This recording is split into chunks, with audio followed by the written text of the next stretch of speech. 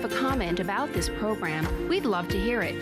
Email or call us, or send us your feedback through social media.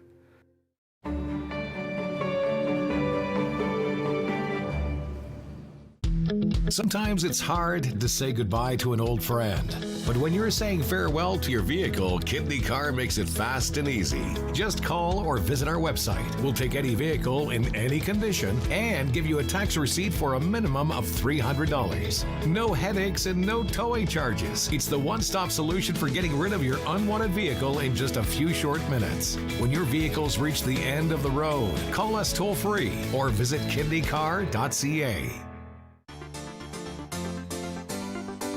Each member is chosen for his or her own completely unique set of abilities. Your mission is to destroy every trace of something known only as Project Starfish. This is suicide. Well, that's kind of our thing. That's my dad.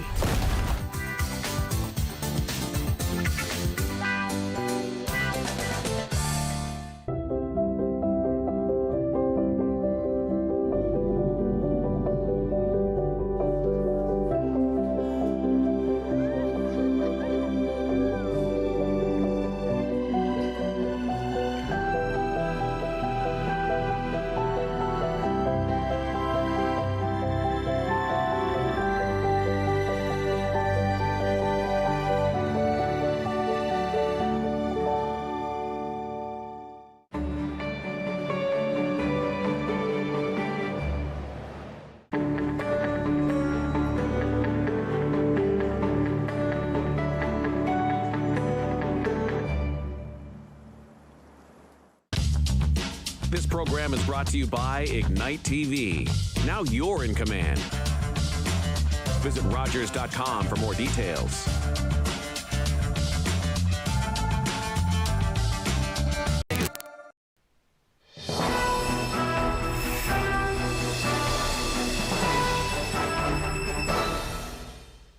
So I might have to interrupt you if we go. Well, hello, good evening, and welcome to the municipal election for Central Newfoundland, Gander mostly, but we're going to be also covering Lewisport, Appleton, Glenwood, Gambo. Anything else, Rennie? Maybe Grand Falls, Windsor. Maybe Grand Falls, Windsor. Yeah. Got some maybe stuff from Twillingate. Yeah. You never know. Sounds great. Right. Absolutely. I'm Darren Bursey, by the way, hosting the show. I'm the former mayor of Glenwood. And this is? Hey guys, I'm Randy Connors from VOCM Stingray. We've actually done a partnership this year for the first time, which I'm quite happy to talk about. Well, you're going to be live on VOCM and the Big Land FM radio network, as well as Rogers TV. Wonderful. So I've got this lovely thing hanging out here as I'm listening to Greg Smith right now. We're waiting to do it live, so we'll do it all at one time. You've got two brains. Oh, I don't know about that. Yeah, I do not know about that, but yeah. So, and then we'll have some guests throughout the evening. I think the mayor's here, and some former councillors, and some people from the Chamber of Commerce. Yep. So it should be a nice evening. Yeah, I look forward to it. Absolutely. So for the format, we're going to have some graphics come across the bottom of the screen as the results come in. And we'll show you that now in a sec. There you go. There's no results yet. And we'll also have a full screen that we'll be using throughout the show as well. Yeah. So we're going to update this. There you go. This is full screen. We're going to update this throughout the evening, and we're expecting results, I think, like within the next really 10, 15 minutes. Yeah, it shouldn't take too long. Yeah, it shouldn't. I think the biggest one will be the mail-in. Gander was one of the 10 municipalities this year that took advantage of the mail-in ballots. So that was a fairly big number of people. Of course, people were trying to do it this year with COVID and everything else, and trying to be safe. So can't blame people for that. Absolutely not. We've also got some 3 municipalities. Okay, I just got Greg Smith is in my ear now. We're going to go live in the Perfect. OCM. So how exciting! I know, right? TV and radio all at the same time. All at the same time. We'll see how it works, because we were here this afternoon and it didn't work very well. I'm sure it'll work out fine. Yeah, so we're just going to wait for Linda to queue us up there now. But yeah, so I'm looking forward to. We'll talk this evening about some of the candidates. Well, all of the candidates really. Excuse me. We have great incumbents running. Yes. And we've got some really great new people. Yeah, and it's great to have new people running for council all the time.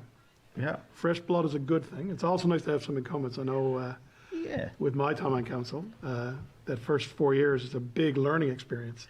100%. You know, it's really, you jump in the deep end. Yeah, absolutely. I also noticed too. Last week we did the candidates forum, and I noticed I was on the panel, of course, that the Chamber of Commerce did, which was a great night. Anybody that saw it, but we also had a great mix of people. Mix of male and female and age groups and people who were involved in different events around town and people with all kinds of experience and business people. It was really good. Yeah, absolutely. It's a great mix of people. So it should, no matter what happens tonight, no matter who gets elected, we should end up with a great council. For sure. And I think the main thing is people want to get out and get involved and help the town through the councilorship. And it's a great thing. Absolutely. How long were you on council? I did 5 years. This was unusual because it's normally a 4-year term. But that's the story of my life. Yeah. So I did 4 years, and we had a couple of projects that were started that I really wanted to see through, and had some personal things come up. So I did my 5th year and stepped away. But I'll definitely do it again. Will you? Yeah, I almost did it this time. Really? But I'd say not 4 more years. I'll be old and close to retirement. So who's running in Glenwood this year? Because you would know those people like a lot Yeah, more now, right? oh, absolutely, yeah. Well, I know them all very well. Andy Burt, who was a councillor when I was there, a great individual. Who else? Well, incumbents, Perry Gillingham, Glenn Gillingham. Glenn actually has been, I think, a councillor for 30 years. Wow. Pretty sure they'll run 30 years very shortly. Jason Kinden's running again. He was currently the mayor. Verena Mercer. And we've got Bonnie Warren. So that's 6. One girl resigned and moved to the mainland. And 2 new people running, Mark Stinson, a local business person, as well as Eddie Earl. Okay. So yeah, Eddie Earl's Julia's father. If people out there know Julie Earl. Everybody knows Julie. Absolutely. Eddie doesn't sing as well. Okay, that's a great mix. Absolutely. There you go. So far, it's, well, we're all zeros. Nobody's winning in Glenwood yet. No. But again, it won't be long before the results come in. Yeah, it won't be long at all. I'm just waiting. Sorry to advise. It's hard to listen to Greg. Well, no, not you. No. Linda and them are still talking in my ear. So hopefully Perfect. we'll get that done, and then I can start. I can just listen to you then. That's fantastic. Thanks for I'll be on my own. Absolutely. One of the things that we'll probably be talking about later on tonight a little bit too is the town of Grand Falls, Windsor is going to be an interesting night. Absolutely. There's a lot of people running. They have 3 running for mayor and 19 running for council. That's crazy. It's lovely to see that many people who are involved, especially when you compare it to some of the other communities across the province who a lot of people acclaim, or some didn't get any to run. That's right. Have trouble getting a full slate. Yeah. Yeah, it's interesting. I guess, of course, the current, situation upheaval in Grand Falls is causing that. Yeah. So, I mean, people, I guess, want to see some change, which is what it's all about, really. Yeah. So, and it's good that I think from what I've seen anyway, it's a lot of people on both sides of the issues out there. Yes. So it'll be a good mix out there too, I think, when the dust settles tonight. and in a lot of cases, I think people don't understand until you actually do it. So in a lot of cases, you'll get some people who come in who have maybe on one side of the story, but when you become a councillor, you see another side of the story. Absolutely. And you really had to be involved. You can't just sit in the council chambers and think that you're involved. It's not the same. No. So that'll be interesting to see how that pans out over the next few years out in Grand Falls, Windsor, depending on who gets in. Yeah, it's funny you should say that. When I was a teenager, my dad actually was on council in Pooch Cove. Right. Right. God's country. Well, I don't know about that, but they make some great softball pitchers. Yeah, they I do. remember Yeah, that. but I remember one of the things he told us when we were growing up was you have all these ideas which are great, Yes. but when you get in there and you realize exactly what you can and cannot do, Absolutely. it's a big learning curve. And There's no doubt about that. But it's a great, interesting process. I would encourage anybody who's interested to throw your hat in and give it a go. And it's super interesting absolutely, and a lot of work. it's a lot of work, I'm sure. And I'm sure we'll talk to the mayor and Zane Tucker's here too, a former councillor for been on council in Gander a long time. But I'm sure I'll probably ask them the same thing. But what advice would you give to any new councillors that are elected tonight? Yeah, it's well, if you're going to run and get involved, get on the committees. The cool thing, Municipal Newfoundland, they do put off a course. I guess that'll be virtual nowadays for new councillors, which is very important. Ask questions. Your town clerk, your town people that work at town. For us in Glenwood, of course, it's just the town clerk. But obviously, in the bigger centers, they have more people and more resources. Ask questions. Get involved. Yeah, and you've got one mouth and 2 ears, so when you ask the questions, listen a lot. Yeah, absolutely. A lot to learn. It is a lot to learn, and I give credit to anybody that takes it on because it's okay. I think I'm getting a little from Linda Swain. Oh, fantastic. We'll see what happens. Linda but used to be here as well. Linda started her career with us, yeah. Absolutely. Now She's she's working moved with on to somebody else. Sad, really. But yeah, Linda. Okay, they told me to hang tight. Excuse me. I would VOCM almost 17 years now, and Linda was actually started her career here in Gander. That's correct. Before I was here, so she's been here. Yep. You may have worked with her. Did you? I think I met her many years ago. We didn't actually work together. I think I came to work for VOCM for a little short time in Kicks Country back in the day, just prior to her moving on. Yeah. Yeah. Yeah. So, so anyone, like I said, that's watching, and we'll talk about this a little bit too, Linda Swain and Brian Medore are doing a live show across the province on the VOCM, the Big Land FM network right now. And Roger and Tony here from Rogers TV asked us if we would like to partner with them. And of course, we were all over it. Absolutely. Why not? Yeah. And so we're going to do some live hits here with the newsroom, and the guys will do it rather than all of us do the same thing twice. That's right. It makes sense. It makes no sense, right? Absolutely. So we are quite happy to do it, to say the least, right? I'm glad to be here. It's my first time doing anything like this, and great to have you next to me. You too. Be careful. I find that when the guys ask you to do something once, you kind of end up doing it all the time. And Hannah's here from the chamber a little bit later, and she knows. Absolutely. Once you get asked to do something once, it kind of becomes your job, right? Yeah, that's it. We'll see how it goes. Absolutely. They may not ask you to come back. Okay, Linda's coming to Central now. So we'll see. So you're gonna, I'm going to do, we're going to try to do radio and TV all at the same time. Fantastic. You can do it. Hey, Linda, how's everybody doing? Great. Yeah, so as you mentioned, Linda, we are doing, and I did mention this to the people here in watching us on Rogers TV tonight, that we are partnering with Rogers and Rogers TV and VOCM, the Big Land FM radio network, to bring results from right across central Newfoundland as a one-shot deal, and we're quite happy to do it. So, well, we've got an interesting situation in at least 3 of our municipalities in that they are not actually doing their elections tonight. The town of Cottlesville and Somerford have delayed theirs till October the 5th because of COVID, of course, in the area. So we're going to have to wait on those. And then Twillingate, we had 7 people running, but 1 dropped out. So now we only have 6, and they've been acclaimed. So there's no election there tonight either. And what they're going to do there is the mayor's chair is also vacant. So the councillors have a choice. They can either appoint somebody as mayor, or if they choose not to do that, a by-election will be held. We're also going to have results later tonight from the towns of Appleton and Glenwood. They've got some healthy races going there, so hopefully we'll see some results coming from them soon.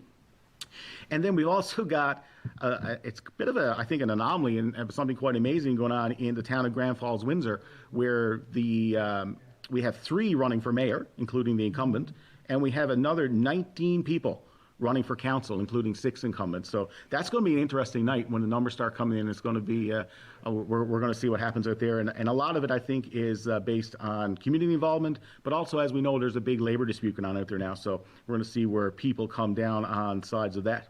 And then finally, of course, we are here in the town of Gander. Mayor Percy Farwell, who will be joining us later this evening, he has been acclaimed. He was actually on council, I think, for 2 terms for sure, maybe 3, back in the 90s and 2000s. And then he came back, was elected again as mayor in 2017.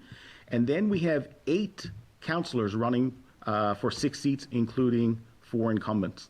And Gander, of course, is one of the 10 communities in the province this year that's also using the mail-in ballot system. And so that will be the last poll counted this evening. So as the numbers start to come in, our biggest one we're expecting will be the mail-in ballot. So it might be a little bit of a longer night this year than we had in the past, but we're really looking forward to getting those results in. So, Linda, as they start coming in, we'll let you know for sure where we are. Thanks, Linda. We'll be talking to you. There we go. Radio and TV, see? Great blend. That was lovely. It worked very well. Now I'm going to put Tony Batten back in this here and see where he goes. Perfect. That was pretty good. It was well done. It was. Information for our folks and the people on the listening end. Yeah. Big Land and in Newfoundland. Yeah. So we are Greg and Linda and Brian Medore. They're going to be on live till at least 11. Yeah. And then we'll see what happens. And of course, they're going to be covering St. John's, Mount Pearl, Corner Brook. Well, every community that they can. Yeah. Right. Perfect. Yeah. So we're still waiting for some results, obviously, but the guys here are working hard to get them. I think that we have some people down at the polling stations that will update us. They tell us actually we'll get the numbers before anybody else gets them. Yeah, which is great. We'll update first. Absolutely. I noticed, I was going to mention to you, if you want to, have a chat about some of the candidates that are running in Gander. Sure. Again, we had the chamber event on last Tuesday, I think, a week ago today. Right. Which, by the way, the chamber does an amazing job on these. We did the provincial one back in the fall. We did the federal. I call it a debate, but it's not really a debate. It's a candidates forum, I guess. Yeah. Right. And then we did the municipal one last week down at the Evangel Pentecostal Church. Right. And I don't know if anybody's been in, or if you haven't had a chance to be in there. What a great venue! It's pretty amazing, actually. It actually is. It's a church, but they can configure it for anything. It's I think it's a church, but it's really more of a community center. Absolutely. Really. Amazing video setup, amazing audio setup. Yep. I've actually had a couple different training seminars there. Cool. That was just amazing spot. Absolutely. So we've got 4 incumbents who are running again tonight. Right. All actually, when I stopped to think about it, fairly new. Yeah. Like I think they're all on their just finishing up their first term. Yep. Right. Gina Brown was elected in 2017. There you can see right there. So hopefully we'll see some numbers coming in there soon. Yep. Patina. Patina was on the council 20 years ago. 20 That's right. Some years ago. Coming back again. Coming back. She was telling me that she got to a point in her life where she decided to step back, raise her family. And now they're they're young men now. Her boys are young men now, so she's coming back. Oswald. Oz Fudge. Everybody in Gander knows Oz Fudge. Everybody knows Oz. Right? Oz is hoping to come back for a second term. Yep. Sheldon Hancock. He's new. Sheldon's new. Sheldon's was the president of the chamber. That's right. A local business person. Yep. Absolutely. Yeah. Yes, it's nice. He also had that music forum thing on Facebook, was it? It's the Squeeze Box. Squeeze Box. There you go. I've been on Squeeze Box. There you a go. lot. That was very interesting. It was. I think that the Squeeze Box helped a lot of us get through COVID. No doubt about it. Yeah. He's an interesting individual. He's got a lot of irons and a lot of fires. Absolutely. Then we have Wilson Hoff. Wilson was also on council for a number of years. Right. Correct. And hoping to come back again. Tara Pollitt, our current deputy mayor. Yes. Right. Yeah. Tara is obviously was deputy mayor. Tara's one of the councilors that they all do it, but kind of wherever you go, you see her. And she's involved in everything. Every right? event I've been involved with, right. she's always there. Absolutely. And they're all like it. Most are. Yeah. For sure. But she seems to not miss anything. No, absolutely. Otis Warren. Otis is looking for a new seat. Yeah, absolutely. Right. Yeah, newly running. Newly running. Long time living in Gander. Yes. Spent 30 odd years working at the airport. Correct. Retired. So he's hoping to grab a seat this time around. Absolutely. And then Pat Woodford. Good old Pat. Pat also been in Gander forever. Yes.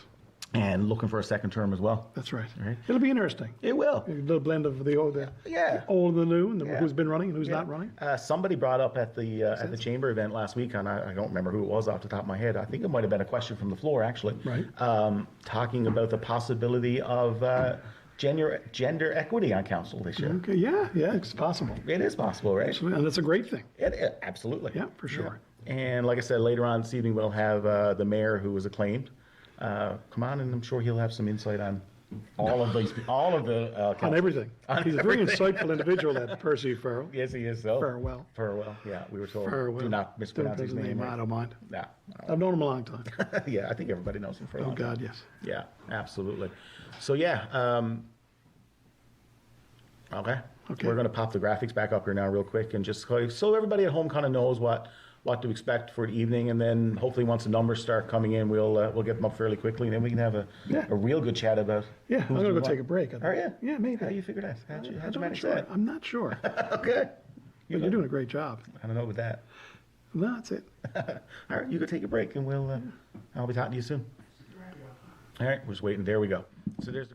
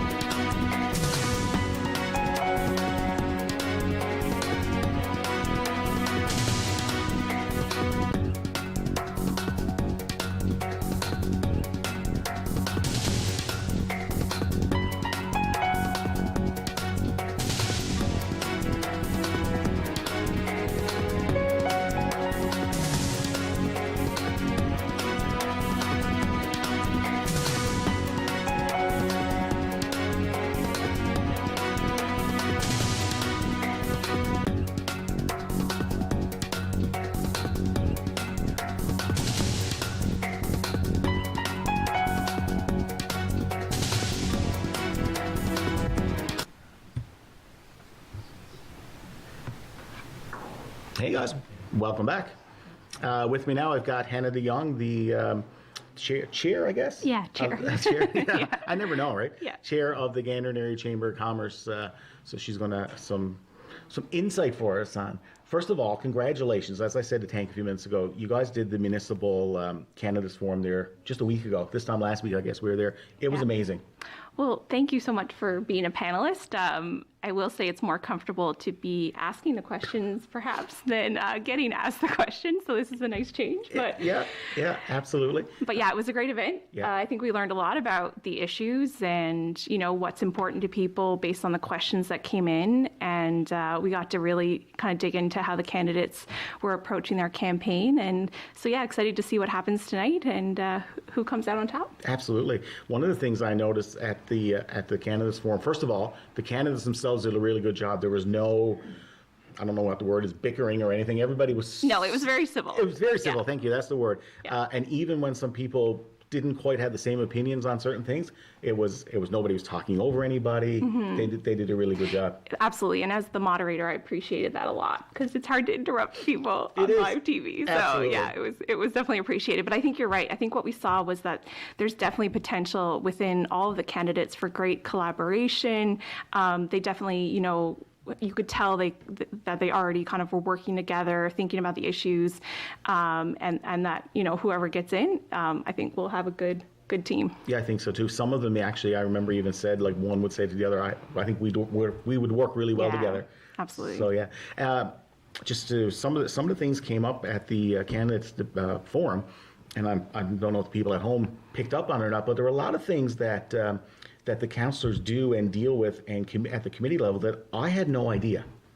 Like, and I'll give you an example. One of the questions was about homelessness in Gander. Mm-hmm. And I think it was the deputy mayor actually had said that if you don't see it, you don't think it exists. Absolutely. Right? And that was some of the things. So, and I could see some of the other councillors who are maybe not on those committees or not quite as involved in certain things. Mm-hmm. Kind of a light bulb kind of went off too. So there's some of the things that council would have to deal with, and maybe not things that you and I would think about on a It's daily true. basis. Yeah, I think I learned that too, that really their job touches all aspects of our lives in a lot of ways. You know, it's not just the obvious. I think we think about taxes and, you know, kind of specific things when we think about town council, but clearly they're thinking about the issues in a much broader sense and thinking about, you know, social services and infrastructure and programs and how we retain people and support people that live in our community, even if it's not something that's necessarily in their job description. I think definitely came through with their passion for a broad range of issues. Yeah, absolutely. I think from the outside looking in, like, you kind of think of it's a meeting every once a month and it's the festival of flight and it's the fun stuff. I don't think we ever think about the hard work that goes into it. Well, Right? and it's true. I think a lot of them, like you mentioned, raised that, you know, Gander is for a lot of us a really comfortable, good place to live. But there are other issues that we don't see day to day when you're just driving through town, that there's people that need more help and more support. And there's ways that local government can help our local community in ways that maybe we hadn't thought of. Yeah, absolutely. And I think looking at the list of candidates, and we were just talking about them, that no matter who gets elected, I think that Gander will be in really good hands to deal with a lot of those situations. Absolutely. Right? Yeah, I left the forum feeling inspired. I think that, you know, these are people that have put their name forward, and it's, you know, that's a scary thing to put your name all over town and you know, stand in front of your community and say you want to lead. But I think they all clearly articulated the issues that were important to them and things that they want to do and continue to do for our community. So really cool. Yeah, absolutely. I've said it before, and not just in Gander, but anybody that puts their name on any ballot, Absolutely. right, deserves a big pat on the back. Yeah, it's scary. The only time I've ever ran for anything was in high school, and I don't know if I will do it again. Yeah, well, you got me beat because I've never run for anything. So, but it's a great group, and looking around at them and seeing their faces around town and stuff, they're a group that, elected or not, I think will continue to be involved in a lot that's going on in Gander and the surrounding area. 100%. Right. These are clearly people that are passionate about, different things and definitely involved. So, either way, there's different ways to contribute to government and to our community. And council is definitely one way that you can really get out there. But I'm sure if not elected, they'll continue to do that. 100%. Yeah. So as I mentioned, you are the chair of the chamber, so you must work really closely with, I guess, the town council and a lot of the town departments and stuff as well, right? That's very important. Absolutely. A lot of our issues cross over, I would say. So obviously the chamber, our first priority is the business community and making sure, we find ways to support them and give them a voice. But we work very closely with the town because a lot of those issues do overlap. And this past year, we've worked very closely on, through COVID, with the town and with the airport, we worked very closely on advocating for air services and the airport. Also, healthcare is a big one that crosses over when we think about retention, getting doctors, getting healthcare professionals to our community. That's another area we work very closely. And then, of course, through the business community, making sure we're communicating, finding issues to help everybody, do business, attract new business, and be a sustainable economy into the future. Awesome. Apparently, we've got some numbers coming in from Gander. So I think we're going to pop them up here now and see where we are. So we've got one poll in. Look at that. All right. Top Bettina Ford at 102. And close right behind her, Tara at 99. Gina Brown, 83. I missed the last one, but it was 82. Sorry, I'm not fast. Sheila Hancock at 81. Wilson Hoff at 73. Oz Fudge at 65. And Otis at 60. And, of course, the mayor's acclaim. That's a really... Pat Woodford, sorry, is the one I missed at 82. That's some really close numbers. Absolutely. So that looks like one polling station reporting. 1 of 14, yeah. Yeah, so exciting numbers to see come in. Absolutely. Okay, there's another one coming in, apparently. But yeah, if it stays tight like that, it's going to be a really interesting evening. This is going to be exciting. Absolutely. Yeah, 100%. So that's great. So as we said, we've got somebody down at the polling stations there now, and they're going to update those numbers as they're coming in, which is awesome. We see across there, as we said, Krista Freak has been acclaimed mayor in Lewisporte. She's the current deputy mayor. And then, again, these ones right here now, Sheldon and Wilson and Oz and Otis, all very, very close numbers. Yeah, definitely. Right? So they should all, no matter what happens tonight, no matter where the 8 of them end up, they should all be very proud. Absolutely. Yeah, just so far, to see them step forward and, talk about the issues and advocate for their community is really impressive, and they have a lot to be proud of, for sure. 100%. Before the numbers come up, you were talking about the link between the chamber and the town. I guess, as we all know, the last, 18 or 19 months has been very hard for local businesses. It's been difficult. Absolutely. And it continues, as we're, the issues continue to evolve. And, I think right now we're seeing a shortage of workers. We're continuing to see, obviously, restrictions as we're kind of, in a new wave of COVID. So businesses are struggling, and we all have to work together to find solutions and see how we can support as we kind of hopefully move out of this. But it continues to be a hot topic on, how we can support local businesses, how can we attract new businesses, and how can we continue to do the, support our community. Absolutely. So later on this evening, I understand you're going to do some interviews with some of the candidates, and some good questions to pose to them. Yeah, that's exciting. Well, I'm sure there'll be high energy, off the results, but definitely looking forward to seeing their reactions and hearing about their plans for their term. So, yeah, looking forward to hopefully getting to talk to a few of them. Absolutely, that'll be great. When is your term up at the chamber? Well, I have basically another year until, so yeah. So you'll have a chance to work with a lot of these people starting absolutely. tomorrow. Absolutely. And we look forward to working closely with the council that is elected. There's a lot of issues that, we're hoping to collaborate on closely. So yeah, excited to see who gets in, and we'll work closely with whoever it is. 100%. I know this is not necessarily your thing, but it is a business here in town. One of the things that came up last week at the forum was the airport. Yes. and how important that is, and what the hopefully the newly elected council will do to try to get us back to, I guess, pre-COVID times, and it's going to be a big challenge, a big struggle. Yeah, the airport is critical in a lot of ways to the business community when you think about not just getting people here in and out, but also for inventory, for product, but also for moving healthcare professionals when we need them to come in. You need flights, you need options, and especially for attracting new business. You want it to be appealing. So if there's no flights to the mainland, that can be a huge barrier. And that's what we saw through COVID when the flights were really pulled back, that it created some barriers that we hadn't experienced before. So definitely, the town, the chamber, the airport, we're working closely together to make sure we advocate for our area, not just Gander, but Central. Right. We really do need that access to continue and to improve. Yeah. Speaking of Central in general, because we are really one big hub. Absolutely. We were saying earlier, we've got some great candidates running for not just in Gander, but for right across the Central region. Yeah, it's great to see so many names step forward. Yeah, exciting to see, for sure. All right. So I think we are going to probably pop up a graphic here now, and Hannah's going to step out and take a little break and get ready to do some interviews later on. So Great. Thank you so much. Thanks for having me. No problem.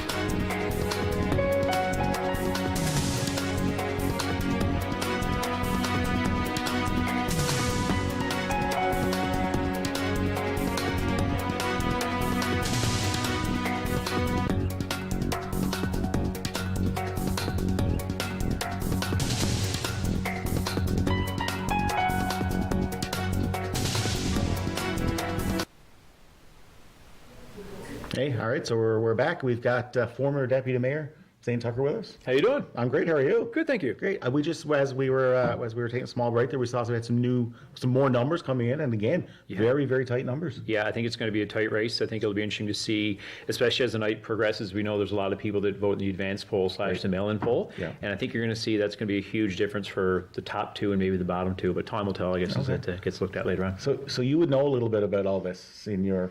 I feel a bit anxious, and I'm not even running. I don't know if it's just from being there before, but I'm sure these people are watching the votes and stuff come in, and how can you not be a little bit anxious and excited? And the work is done for them now in terms of trying to get people to believe their concept. Now they can just do is sit back and wait for a few hours. Nerve-wracking. It is a little nerve-wracking. Is it like a nerve-wracking day? I would imagine. Yeah, it certainly is. Yeah. So you were deputy mayor for 12 years. 12 years. Long time. Yeah, it was enjoyable. So what advice would you give to anybody that will be elected tonight? Well, I think Darren touched on it earlier. You really have to, trust your staff. You have to listen a lot. Certainly not be afraid to ask questions. And I think the biggest thing I would say is, no one starts out as a professional counselor, so we all start off from scratch, and it takes time. Don't be intimidated to figure you got to figure it all out in a week or two. You just have to be patient with it. Cool. So when are you running again? I'm enjoying my time right now and enjoying spending time with the young family. Yeah, good for you. Good for you. So we were saying earlier, and you probably know more about it than I would, having been there for so long. It's very important, and we see it in a lot of people that are running. We've got a big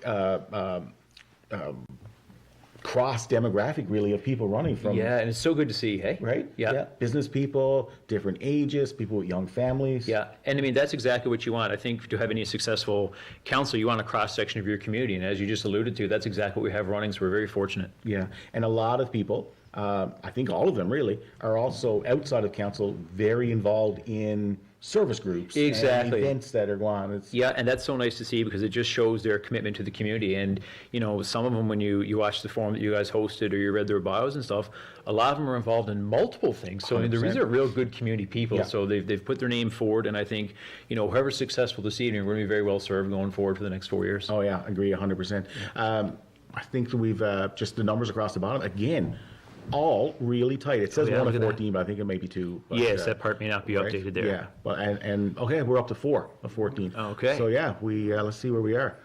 Look at Tara and wow, and one Bettina. vote. One vote. Yeah, and as you can see, Pat Woodford there, 330, very close, I guess, into third place right now. Absolutely. And there we go. Gina right up there, 327. Gina's looking for a second term as well. Yeah, Wilson Hoff, as alluded to before, he's been on council before. He's at 303. And Sheldon Hancock very close there at 295. Yeah. Oz Fudge, of course, as we said, very involved in the community, looking for his second term at 259. Yeah, and as you can see, Otis Warren there at 221. And again, this is only 4 of 14, so it's early in the evening. It's very early, but it's great to see that the numbers are that are coming in, and it's great to see that they're so close. Yeah. It just goes to show that everybody really should get out. That's right, and you know, there's plenty of stories out there that one vote has decided seats in certain elections before, so you assume nothing until that last poll comes in. We just saw it in the federal election of the whole central region. It was like 200 and I can't remember 64 votes or something between amazing at that level. At that level, right? Exactly. Right? Yeah. So to see 1 or 2 votes between people in Gander, it really is amazing. It really shows. Right? Yeah. So what's your thoughts on? I mean, we have obviously 8 great councillors running here for 16, but Grand Falls Windsor has 19. That is absolutely amazing. You know, I kind of feel like I should have been paying more attention to it because there's a fascinating story there. And you know, as you alluded to, we know there's a labor dispute and there's some really contentious issues there, but I really should have been following a bit closer because I can imagine there's a lot of hot topics that has been discussed. You know, I'm sure they had a forum and stuff out there. I'm sure they did. And what's going on in the community. That's going to be fascinating to watch tonight. Yeah, I haven't followed as closely as I should either. I have been out there, but I noticed like the amount of signs around is just unreal. So yeah, 19. I'm really interested to see how that one goes tonight. Yeah, you talk about like just 1 or 2 votes. Exactly. You got 19 people running. Yeah, 1 or 2 votes. And you know, I'm kind of wondering. It'll be interesting to see once it's all done when you dissect down the numbers. That when you have so many people running, and again, there's some contentious issues in the community. You got to have a higher voter turnout, I would think. So if normally we're at 55 or 65%, whatever it might be, I would predict in Grand Falls, Windsor, you're going to see a lot higher voter turnout this year. I would think so too. Yeah, just from the fact of 19 people getting as many supporters out as possible, not leaving anything to chance. Absolutely. That's what I would do. Yeah, and there's some hot button topics there too. So I think you have a combination of both those factors that are going to bring a high percentage of people out. So time will tell on that. Yeah, I don't know what the percentage normally is in Gander of voter turnout, but I mean, we're obviously seeing some decent numbers of just 4 polls so far. Yeah, exactly. Right? Yeah. Talking to Mayor Farwell there before, I think he said there was roughly 800 eligible advance votes. So, I mean, you probably get 700 out of that, some combination of the mail-in and people that came in for the 2 advance days. Right. Yeah, so it'll be interesting to see. Numbers are coming in fairly quickly. Again, I guess the advance poll will be, or the mail-in poll ballots, whatever, will be a little bit later. That'll take a little bit of time to count, but yeah, it should be a good night. Yeah, and for those that don't know, that advance poll, that's always the last one, and I think that's what makes it so interesting. That of course it's the last one, but it's also really high numbers. So you're going to sway probably those top 2 and the bottom 2. That's right. So that'll be interesting to see. Mayor Farwell didn't have anybody run against him this time around. Yeah, right. Yeah, so acclamation. So he has no nerves at all. He has no nerves. I guess. I just saw him walking along here with a coffee. He looks pretty relaxed. He does, doesn't he? Yeah. I think he's just waiting to go right back to work tomorrow. Yeah, exactly. Just see who's going to be the new team. Yeah. So, but I think it says a lot for.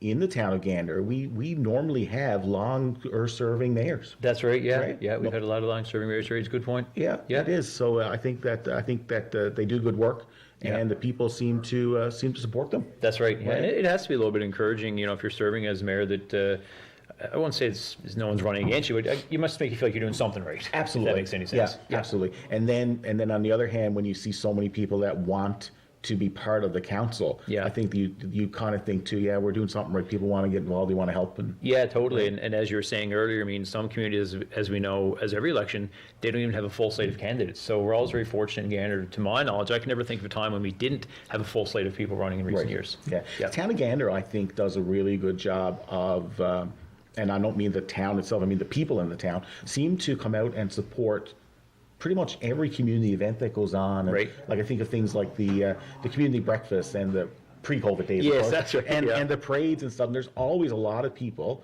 that take part in every event in Gander. I think they take pride in these events, and That's it, right. It kind of shows, I think, when you get a lot of people that want to be involved in. Yeah, and it's really important. And, you know, talking about community involvement, I mean, council is one thing, but, you know, Gander's very fortunate. We have a lot of service groups. Right. And I know volunteering trends are dying off in certain things, but there is still a pretty active service group in Gander for different volunteer organizations. And that Absolutely. speaks as well to a healthy community, in my opinion. Yeah, as I was saying earlier, just from my role with VOCM, and we partner with Rogers tonight, one of the events that we do every year is the VOCM Happy Tree. Right. And Dean Clark is from 650 VOCM spearheads it every year, but we've never had any issue getting the community involved. Right. It's been one phone call to any service group or Yeah. anything like that, or to council or to the mayor, and That's they're right. they're just there. It's the official kickoff of Christmas. That's Absolutely. why. It is the official kickoff of Christmas.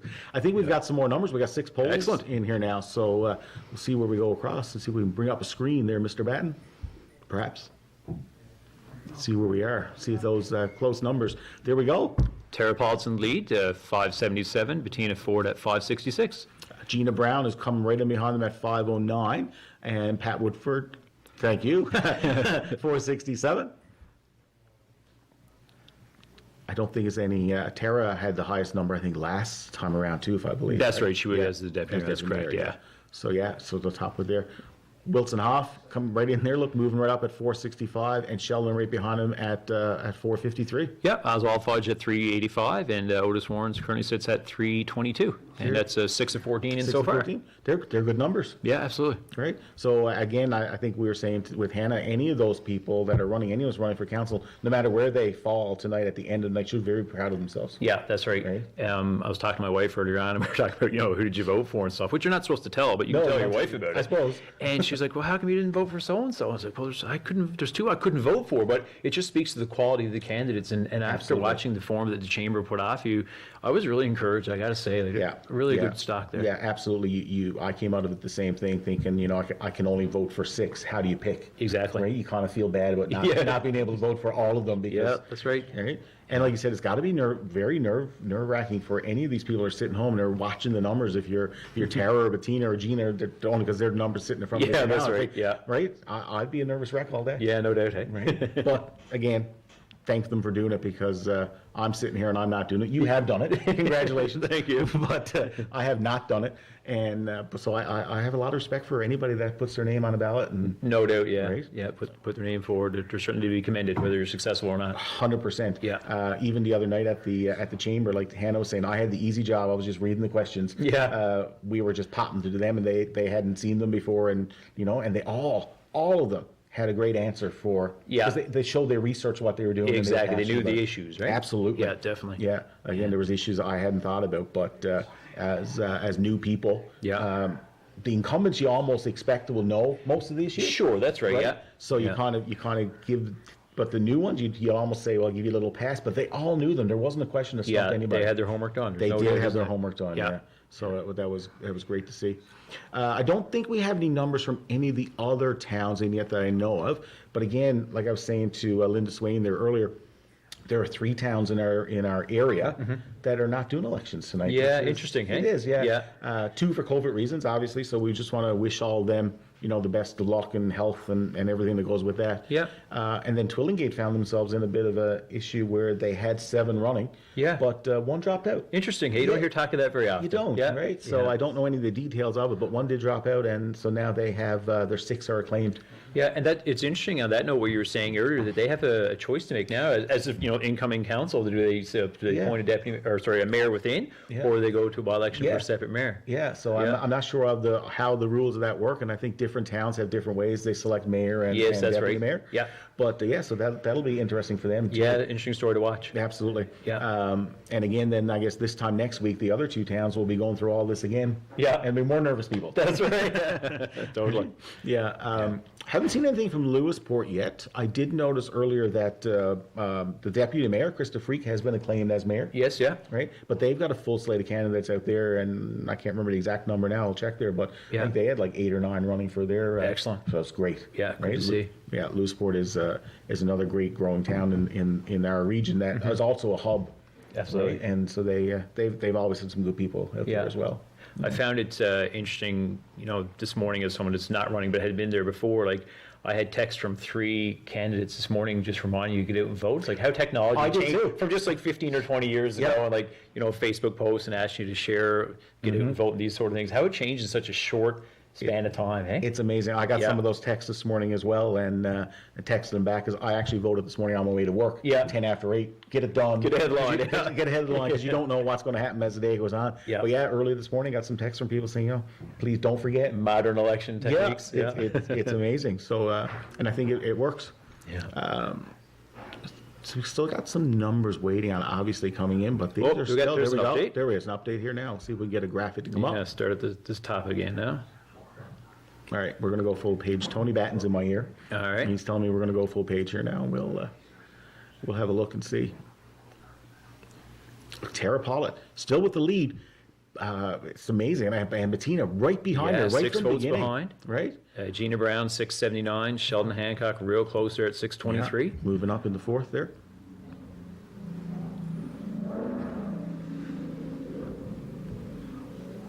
And you can see on the top 8 out of 14, Wilson Hoff at 623, Pat Woodford 616.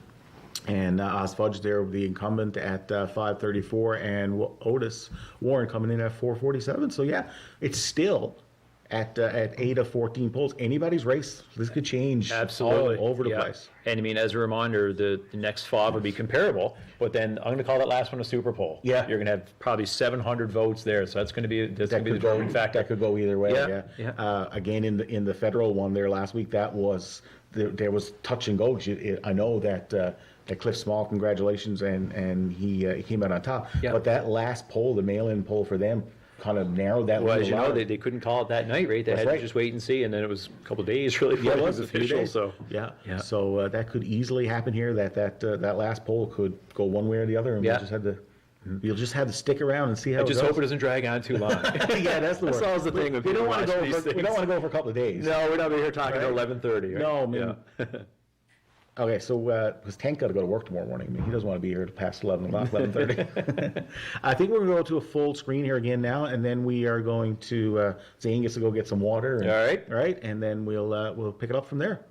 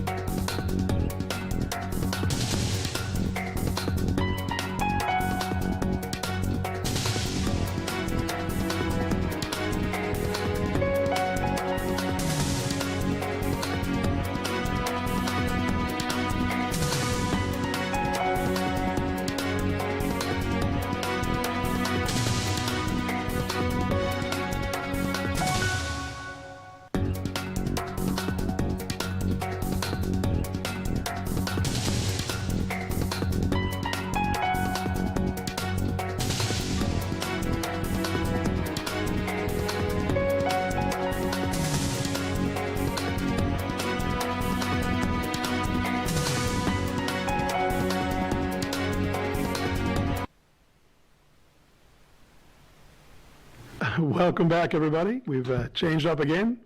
I'm back and have the pleasure to have the current mayor, in by acclamation, Percy Farwell, with me now. Hi. Good to be here, Darren. Exciting night. It is indeed, for sure. The results are very interesting coming in so far. Pretty tight. Yeah. And as has been said a number of times previously, the single biggest poll we have will be the mail-in poll, which, I think there was about 800 ballots went out, so maybe some of those don't come back, but that's going to take the longest to count, obviously. We're not waiting until it's over to start counting. Right. But that's going to take the longest to count, so I don't think anything's going to be confirmed until certainly that one comes in. That could be a little while yet, but I'm interesting, very snug at the top there for sure right now. Absolutely. 8 of 14 polls are in. And, we can see the votes on the bottom of the screen now, and Tara's head slightly there over Bettina. I use her first names because I know them so well. Yeah, it's a small town. We all know each other. Of course. But, it's I watch the 8 names scroll through there, I mean, it reaffirms my feelings when I sat through the debate the other night and so on, or the forum, that I think, this is probably the least number of people I've ever seen run for council in Gander. I've seen as high as 18. The first time I ran, it was 18. That's right. We have 8 this time, but I'm a fan of quality over quantity. Absolutely. And I think when I watched that forum the other night, I sat there and I was very comfortable because I said, you could put these 8 names in a hat and pull out 6, and I think you'd have a very good council, and one that I'd certainly be happy to work with and delighted to work with. So I think we're in good hands, and whatever the people decide, they decide. Yeah, I think it's a valid point you make there. And like I said, whether you win or lose doesn't matter. I think it's important that people run, and in a lot of cases you might have to run twice. So I encourage anybody who may not make it to certainly put their hat in again 4 years later and run again. I think it's important to have good people run and rerun and keep trying. And as you said, it's interesting that this time there's only 8 people running, and times you have a lot. I think that bodes well for a town, as you see in Grand Falls, Windsor now, such an amount of people that are running, and that comes down to people want change, or there's something going on that people aren't happy with. Yeah. Whereas in Gander, obviously right now, the status quo is great. Well, I think in the case of Grand Falls, Windsor, I mean, they have a very contentious issue there right now. Huge. It's been rather divisive in the community. I feel for the incumbent councillors and mayor, and absolutely, and I certainly feel for those, the ones that are in the middle of this whole labor issue, right? Of course. So it's and as a result of that, they have 19 candidates running for council. Absolutely. This is, we're down, we've got 8, but 8 solid candidates. And as we've said, I don't know that there's or if there is, I'm not hearing it. I make a point of not monitoring some of the social media channels where people like to rant about things and so on. If anyone wants to raise an issue, they're free to raise it with me, not about me. That's right. So I don't monitor those sorts of things. Right. So, but nothing's getting to my ears that saying there's any big burning issue that people are riled up about or anything. We're not perfect. We make lots of decisions that people don't agree with, or not everybody agrees with. That's right. I doubt we ever make a decision that everybody agrees with. Of course not. And but it's a situation where we're there's nothing really contentious, I don't think, that's out there that we're aware of. So yeah, absolutely. So we've more got numbers coming in there 10 now. polls in now, it shows. Still very tight at the top. It is those between Tara and Bettina. Tara and Bettina are neck and neck. Yeah. I'm going to come up with the full graphic here now, I think, to have a look.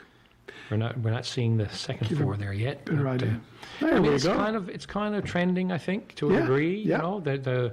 The order is not changing a lot. The numbers are changing, but the order is not changing a lot. And that's right. Once you get 10 out of 14 polls, you start to see that, and you start to think that could be a trend you're going to see. But you're not seeing a wide. I mean, you're seeing a bit of a gap between 1 and 2 and 3 and 4 and 5, for example. Yeah, and for sure. You see maybe that that'll hold up, right? Yeah. And but it's still wide open yet, as we will keep repeating.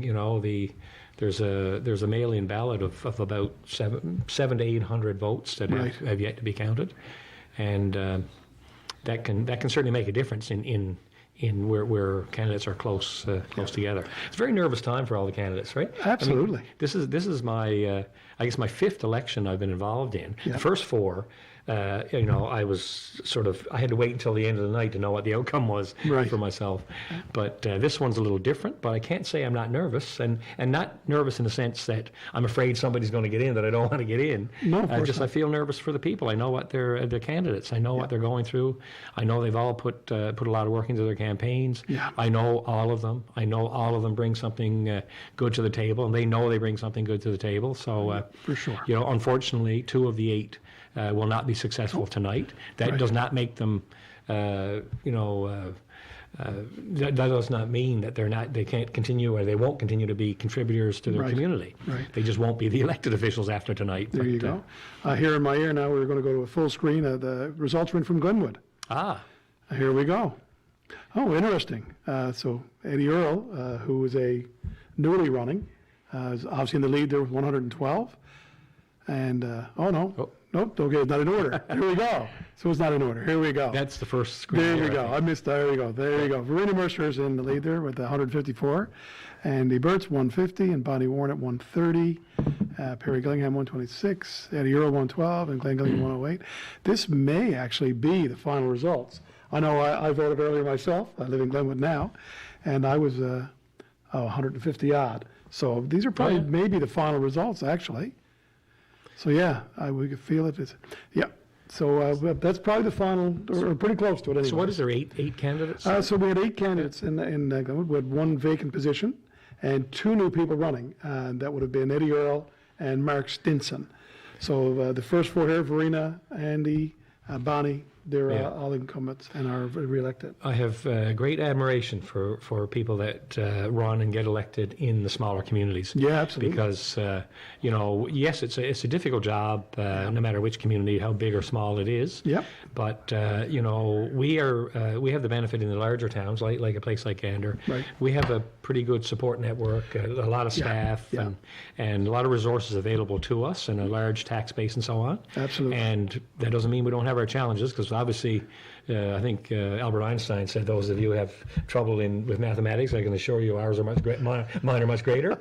So we all have our challenges, but when you get down to a smaller community and everybody's your neighbor, and that's right. And you have the burden of a lot of the operational side of the community as well. All the individual, you don't have the benefit of the support that we have here. No, that's right. So I've always had great admiration for the candidates to step forward in some of the smaller communities, because the job is equally important. Of course. Looks like Appleton's in now as well. So it looks like we got, not all the polls are in, or those guys did very badly. I'm not sure what's going on there. There's okay. Looks like Gary looks like he's going to take it again. He's the incumbent, currently the mayor. Great guy. They're all great people, actually. I know everybody in the community quite well. Shellen Gillingham, he's doing well with 140 votes. Christina Doyen, she's, I believe, a nurse at the hospital. Courtney Gillingham, Lacey Phillips, who I don't know about Lacey. I don't know if I know Lacey. Yes. So that looks like that may also be, again, the end results.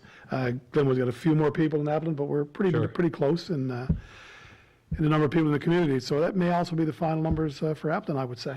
Yeah, well, and if it is, congratulations to those that have been elected here, here tonight, and kudos to the people that stepped up, because we have elections in both of these places, and I know in a lot of the smaller communities, and particularly because of the what I was saying earlier, the unique challenges of being a councillor in some of these small places. Sometimes you don't get enough people running, absolutely. Or you just barely get enough. So the fact that you have enough people stepping forward to offer themselves is a good sign for the community. No doubt about it. It's nice to have an election. It's nice to have more than enough people run, so people have Except a choice. Except for Mayor of Gander. That's different. That's completely different. You don't have an election for that. They shouldn't have had one this year, did they? No. Congratulations, sir. Congratulations. But it's nice that people have the choice and put themselves forward, and at least then it's like, okay, well, the people spoke, we're here, rather than have not enough councillors or a full council by acclamation. Well, it speaks to two things, I guess. people who not interested in running or people are very happy with who's there. So Yeah, and Either but way. it is nice when there's choice because the people in a democracy, the people have their vote, and it's nice when they get a chance to exercise it. Absolutely. And they're getting a chance to exercise it here in Gander, of course, For sure. tonight as well. Just Yeah. not for the mayor's position. Yeah. Wow, it's still the same Gander trend. results are coming up there. Yeah. You got what, 15 in the difference. That's Very if my tight top. math skills are Yeah. still working. Yeah. And And if that trend continues as we talked about earlier, for sure. yeah. So I suspect with the way things are there, Yeah. you may be able to make some sort of broad assumptions based on the top couple and maybe those that aren't going to be successful. You may Yeah, be yeah. in a position to see a trend there. I see there's 11 out of 14 polls, if that's accurate. But remember, again, Yes, that last. one of those remaining three Yeah. has about 700 votes in it. Yeah, So. which is a fair amount of votes. So that's a lot of votes. Yeah, That's a lot of absolutely. votes. And just for the benefit of the people that are watching, it's not that the mail-in ballots don't get counted until after everything else is finished. It's just that there's so many of them, and by law they cannot be opened until the polls close, even Right. though they're mail-in ballots.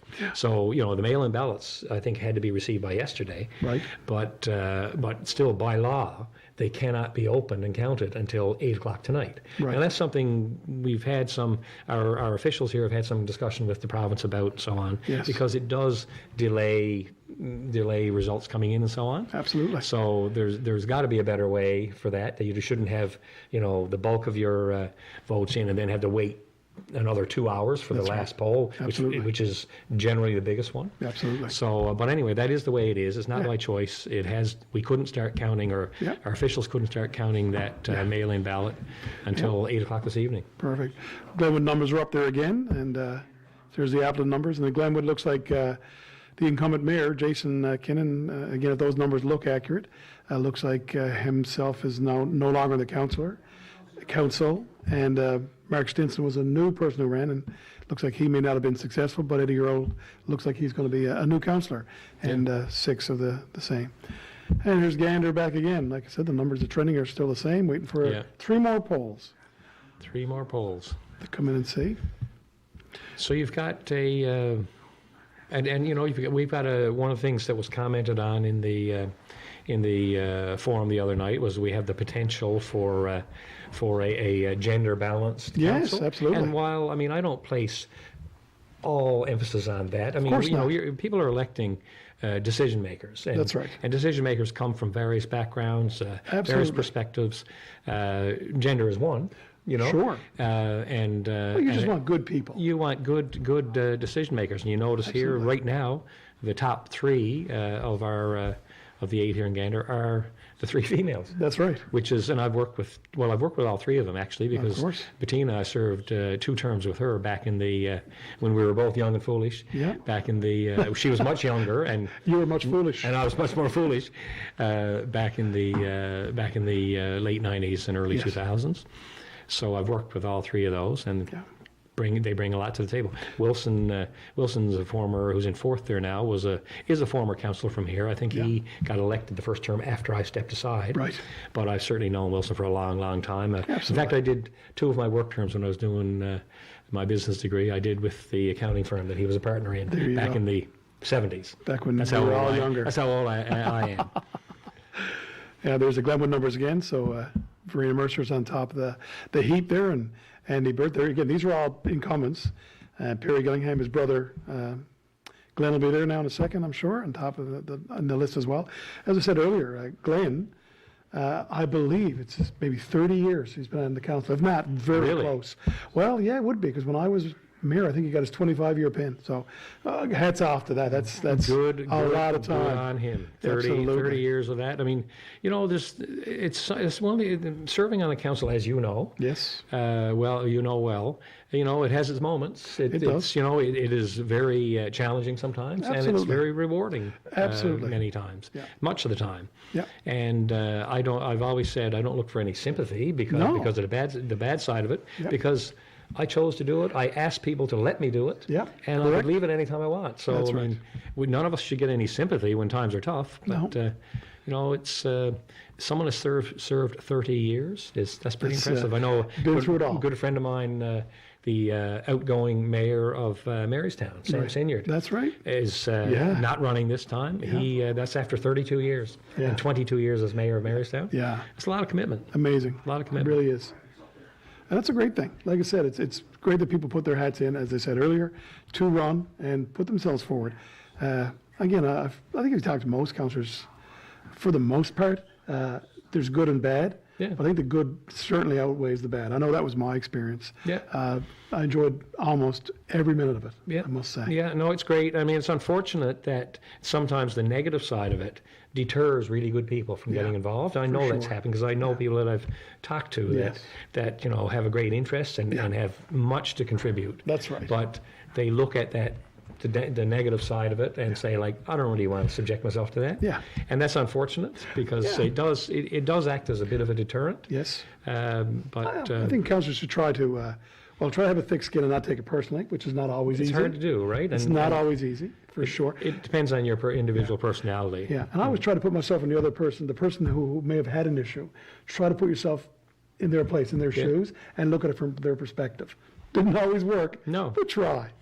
And there again, Garrett's. And that's one of the key things you need to, the key attributes you need to have. You have your perspective, you have your opinion in some cases on certain issues, but you have to be open to hearing and understanding and listening to other perspectives and perhaps altering your own opinion based on that, right? Exactly. And none of us knows everything.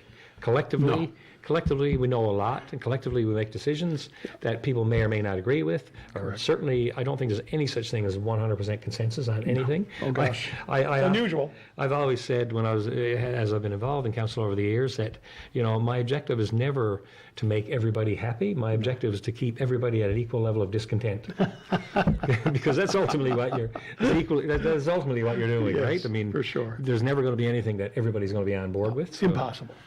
As long as you got nobody more upset than anybody else, then you're probably being fair and equitable. Doing a great job. That's and right. reasonable, right? Exactly. And like I said, so basically, Glenwood's back there. They've got one new councillor, Eddie Earle. Congratulations to Eddie. I'm sure he'll be a fine councillor to add to the group. No doubt about it. So would you say these are the final results here? I would say, Like I said, they haven't changed, I don't think, last They time. have not. I voted late.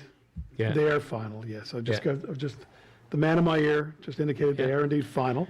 And that's about it there. So Anyway, the election of mayor in Glenwood and Appleton as well, I guess. Yes. Is made from there's 7 councillors being elected. Correct. And council will elect from amongst themselves. Correct. The mayor. Yeah. Normally the top vote getter. Normally it's the top vote getter. Was when I did, and and we've had the situation in Glenwood where the top vote getter did not want to be mayor. Yeah. So then normally might go to second vote getter, or sometimes they'll actually vote for it. Yeah. Each council is a little different there, but traditionally, as we talked about earlier, it would be the top vote getter. Well, congratulations to all 14 in Yeah, it's Appleton great and to see Glenwood. Garrett back. Very important to us as a town in Gander. I mean, all our surrounding communities, we exist. A large part of our economy and a large part of the services we provide and so on are supporting the people in these communities, and the people in these communities very much support this community. And no doubt, we're all just sort of different parts of a bigger machine in the region, right? That's right. I'm glad to hear you say that. And of course, anybody in Gander in business really knows that. Yeah. Know that Absolutely. 75% of your business comes from probably outside. Yeah. And when I lived in Gander 26 and a half years prior to moving to Glenwood, and like I said, I still spend all my money here. Yeah.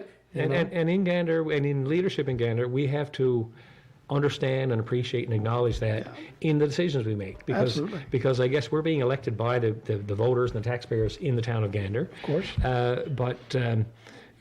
So yes, we are providing services to the people of Gander and so on, but we have a bigger responsibility, and it goes hand in hand with supporting the business community here.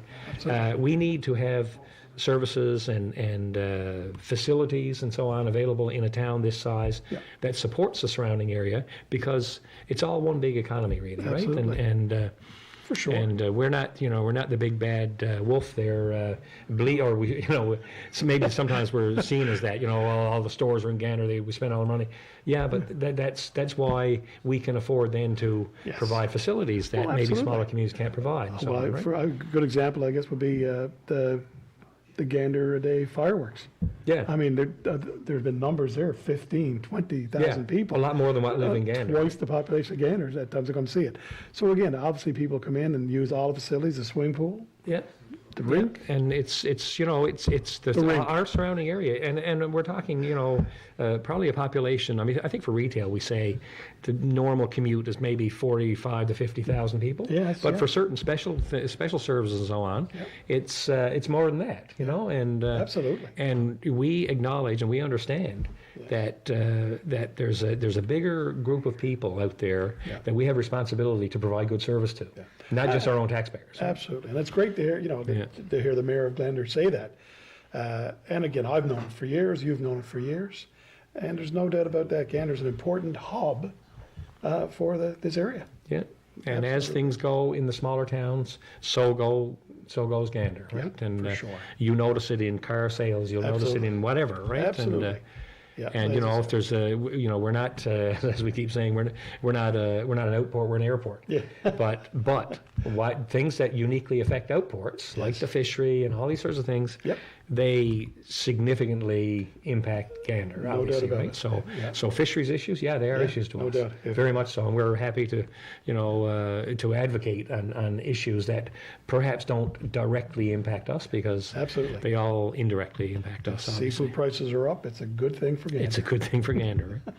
Good thing for Newfoundland in general. Here we are Some more again. numbers updated there. So it looks like we got 13 out of 14 reporting. So guess what? We're down to I suspect because the 14th, I guess, is the mail-in ballot. Yep, the mail-in Right ballot. now we have a difference of 12 votes at the top of there, the that's been very tight all top night. here, and towards the bottom we got a gap of a little over 100. Yep, yep. And between 6th and 7th. Yeah. And there's probably 700 votes to be counted here. That's so right. It'll be interesting. So to nobody's see. out of it yet. It'll be interesting to see what those mail-in ballots Yeah, for bring to sure, us. for sure. I mean, typically, I guess there's, I don't know there's any particular constituency that votes more heavily by mail. So you might expect that the trends would continue to be the same, for the mail-in, There but you not go. necessarily.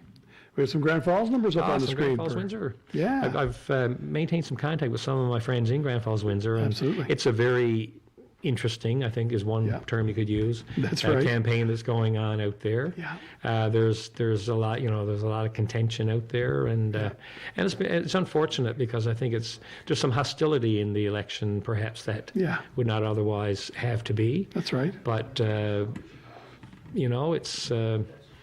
it's an unfortunate conversion convergence of situations out there with an election falling in the middle of a labor dispute, and I know there's a lot of animosity out there between people, and there's a lot of division and so on. Right. It will heal. It will heal. Gosh, it will yes, take of time, course.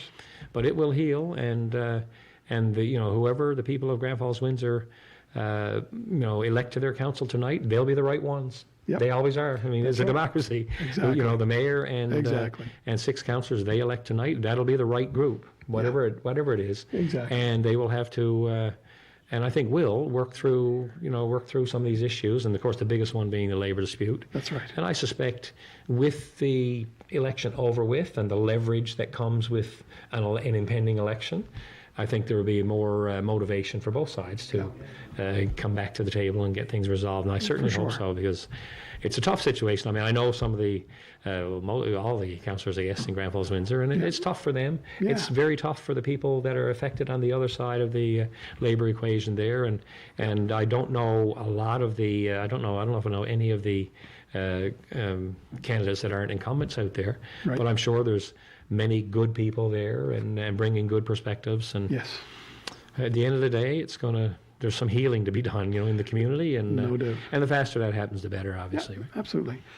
Like I said, it'll be interesting to see when they get some new councillors on and they get involved. And again, as I said earlier, sometimes it's very difficult unless you're involved on the council to know exactly how it all works and the ebb and flow and the good and bad.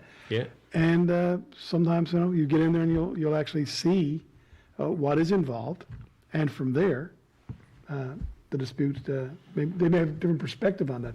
Yeah, for sure. Looking at the mayor's race there now. Yeah. Mayor Manuel, or incumbent Mayor Manuel, is up by 40-something. Yep. Which, but if you look at the two candidates running against him, you add them up, and you get pretty well the same. You know, exactly. Only 4 polls yet, but it looks only good. 4 polls. But again, we'll see what trend may come from that.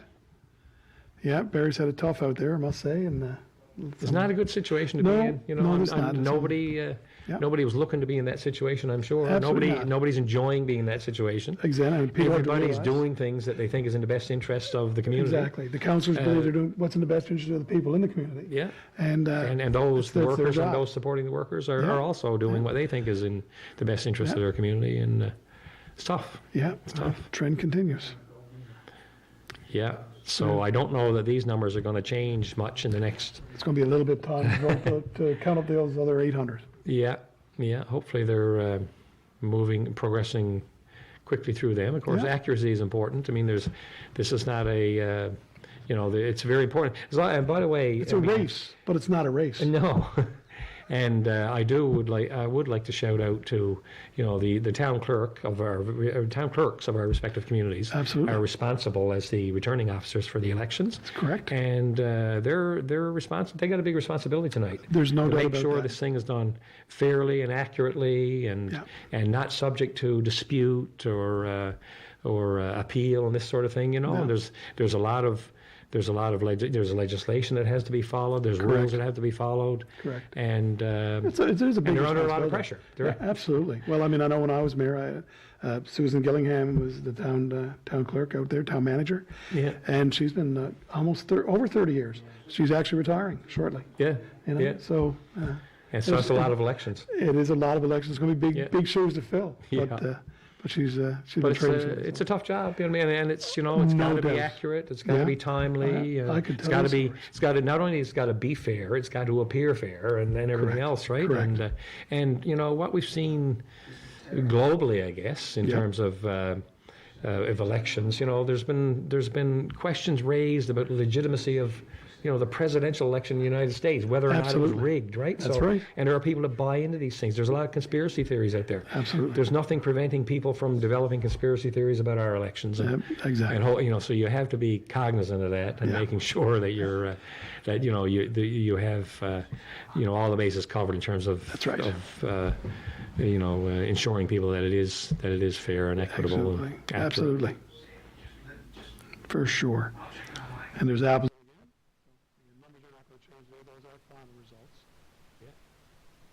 So we have incumbents there that aren't going forward, I guess? Do we have anything happening? I'm not sure, because I don't know who all the incumbents are there.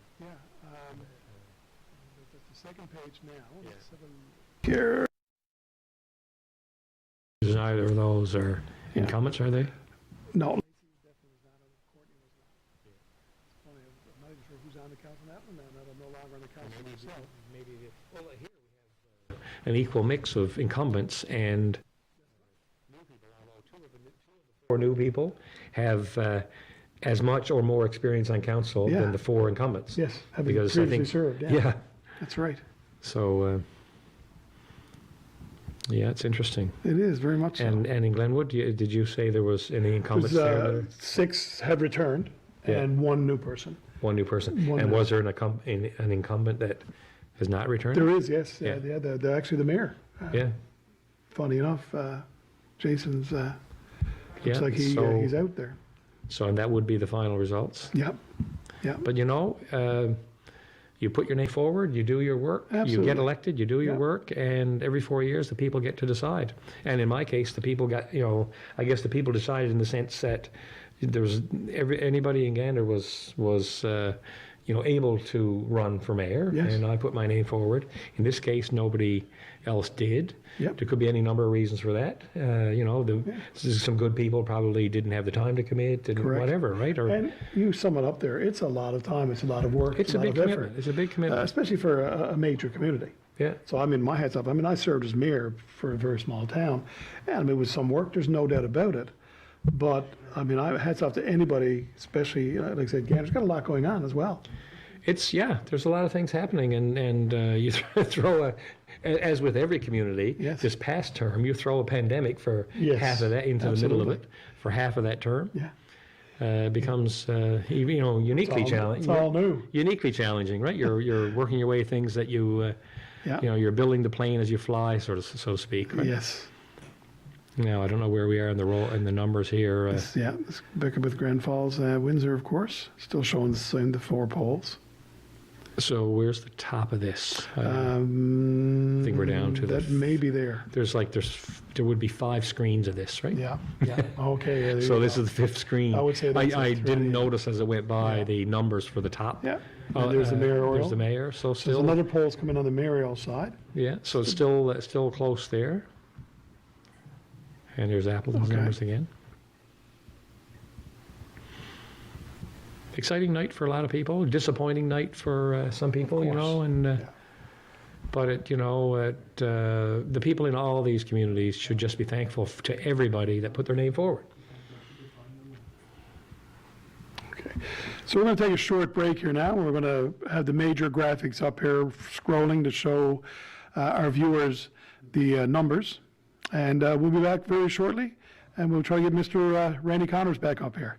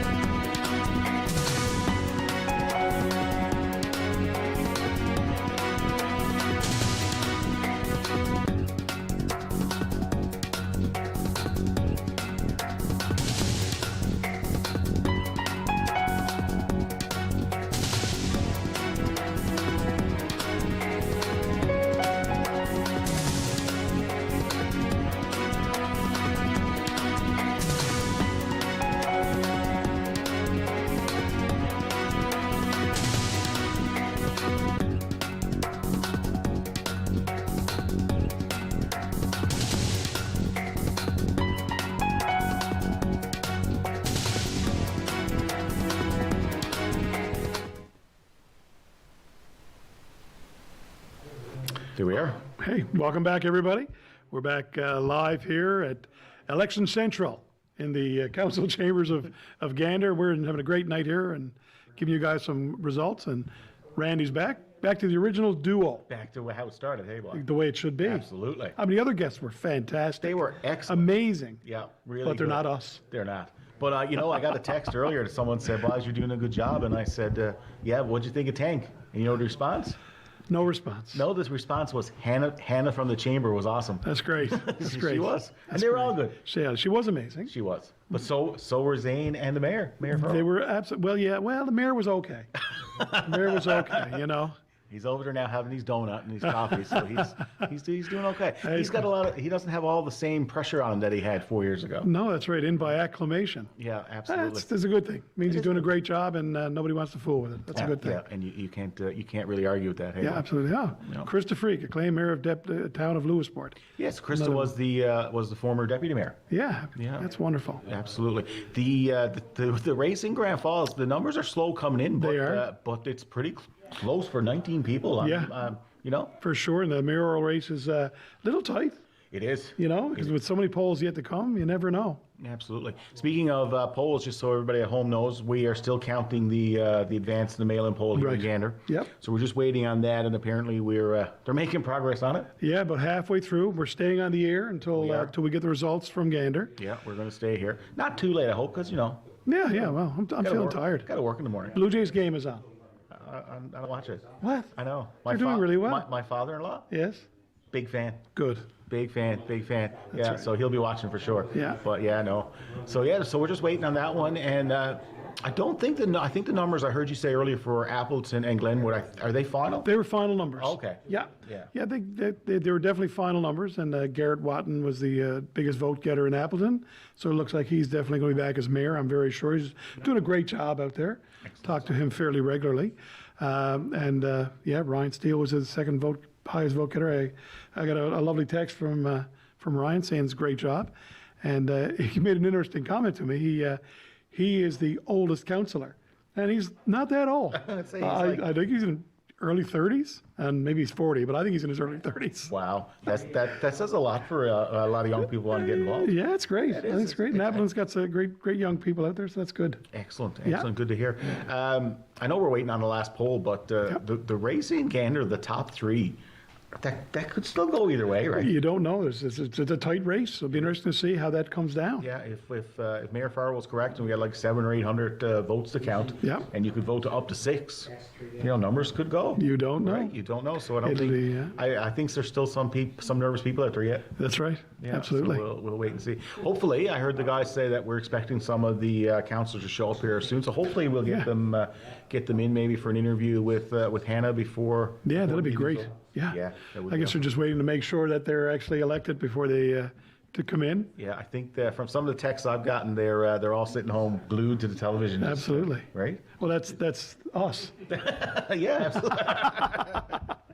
I joke, of course. But Red, I must say it's been this is fun. This is fun. I've never done this before, and it's I haven't either, and Tony and Roger kind of asked me to do it. Yep. It's hard to say no to those guys because no doubt, right? And the pay is amazing. Oh my God, I think I'm going to retire early if I could do this more often. It's enjoyable. I'm glad to be here with you. Yeah, I'm glad to be here. Fantastic. All right, enough of that. Yeah, enough of that stuff. But a big shout out though to the crew at Rogers TV. Absolutely. Tony and Roger and Yep. everybody else behind with the cameras and the sound. They do an amazing job. They really do. And a lot of volunteers, Yep. and they spend a lot of hours. I know people don't realize the setup and the takedown afterwards as well. Plus, you're on air for the whole time. Well, that's it. So we come in, we're the stars, we show up, and we're just talent. We're just talent. But those guys are here for a long time before and after. Yeah. And they do a great job. But they do. I know and you know because you're out around a lot around town. Everywhere you go, Yes. no matter what the event is, Absolutely. you're there. Absolutely. And like you said, people don't realize they're there for hours beforehand and Yeah. hours afterwards Yeah. setting up. And it's an important thing for the community. Definitely. If people can't get out, or especially now with COVID, I know they've really amped up and put a lot of things on air to help people out. And I think it's absolutely wonderful that it's such a resource. And of course, you can get it through Cable 9, you can stream it. So there's a lot of ways to watch Rogers. Yeah, and speaking of the COVID stuff, I know they did a lot of things with the town because the town, of course, and Rogers work really well together during like Festival of Flight and Absolutely. Canada Day. And, Absolutely. Right? So yeah, and able to do something, at least put something out there. Yeah. Even though a lot of it was not live, it was recorded or live during COVID. live recorded, we call it. in the Live real recorded, world. exactly. Yeah. But even the live events just done so socially distanced so people could still see it. Whereas most places didn't do anything. Yeah. So I think it's hats off. I think it's great. I agree 100%. So There's some, we're still waiting on that last poll. still waiting on the last It's one. very tight. There's a lot. It'll be interesting to see how it all falls down. Yeah, absolutely. Absolutely. I tell you, and if you look at the numbers, you don't know what 800 votes to about 800, said between 700 and 800 to come in. You just don't know. Yeah, it could flip easily. Yeah. Right? Here's the Glenwood numbers again. Yeah. I haven't seen any numbers for the Lewis port. I know the mayor was acclaimed. The mayor's acclaimed. No numbers are yet. There are the truck, I believe, indicate they're trying to get those numbers. Okay. Yeah. Yeah, So it'd be nice to see. It would be nice to see what's going out that way too. Yeah. Yeah. Tony, or not Tony, sorry, Roger mentioned that right across the province we've got some big numbers. Yes. I think there was I read a stat. I'm not a big stat person, but I forget the number of people who are running for councils right across the province is up this year compared to last. Yeah. And there's the demographic you're talking about, that young demographic. Yes. But that like 35 to 45-year-old demo was really up for people who are running. Yeah. So it'd be nice to see some of those numbers now when they come in. I understand the city, St. John's, is doing. They had mail-in ballots this year. Only mail-in. Only mail-in. Only mail-in. Very so they're different. going to just release one big number. Yeah. Here you are. Here you go. Yeah. Kind of takes that's- away some of the suspense, though. It does. I mean, they wouldn't need us. Yeah, that'd be sad. That's would be very sad, I think, anyways. So some newer numbers, I think, from Grand Falls. Another couple of polls have come in since. Just coming up on the, rolling up at the bottom there. They're pretty close numbers, too. They are. And again, with so many people running, it's going to be a very tight race. Yeah, There's absolutely. no doubt about that. Yeah, I see. So that's going to be an interesting race to watch. And any of those numbers there, the 300s to 350s, Yes. could easily turn around with the next poll, really. Yeah, absolutely. Yeah, so it'll be fun to watch. It will be an interesting race. Of course, we'll be off. We'll be off the air before that. Before those results come in. But if you are interested, you could stream the results on the Rogers Grand Falls site. Yeah, I was actually doing it when for a couple of minutes while you guys were up here earlier because I was doing a live hit with VOCM. There you go. And I missed the Barry. Looked like Barry's gaining a little bit there every poll that comes in. Okay. Still just gained a little bit. And there's Garrett, of course, the incumbent. He'll definitely be mayor again for sure. And there's young Ryan Steele. Yeah, young Ryan Steele. Barry Manuel out in Grand Falls has had a bit of a rough go the last. Yeah, they all have. They all have. They have. But I mean, as the mayor, As of the course, mayor, right, you're Grand Falls back the in. figurehead, and he's the one on the media and the like. I think he's done a great job in talking to media and trying to walk that line between, obviously, the workers are very important, but he's representing the town, representing the people of the town. It's their money, it's their pocketbook, and he knows the budget. So, it's always a difficult situation. Yeah, it's a fine line there. And There's no doubt. It's got to be a lot of pressure on him. For sure. A lot of pressure on the incumbents, and there's a lot of pressure on the candidates, too, that are running because they all have strong feelings, I'm sure. Yeah, for sure, absolutely. Grand Falls, Windsor's always been a big union town. It has. Right? Yeah, for sure. Yeah, so. Well, it will be interesting to see what comes down. That's an interesting race. The funny thing with that'll be really interesting afterwards. Yes. Because of the situation. So I hope, and I think it will, and Mayor Farwell said a few minutes ago or a little while ago that the right people always get elected. Yes. There have been some things said out there that I hope when all the dust settles, they can all come back together and work together as a team, no matter who's elected, for everybody, for the town. Well, they have business. to. They have to, absolutely. Realistically, and it'll be a new fresh start. So I'm sure some will get back in. There'll be some new people. But it'll put a new perspective on. But they will have to move forward. They have no choice. Yeah, absolutely, absolutely. Oh, some more Grand Falls numbers coming in there now. Updated here again. There you go.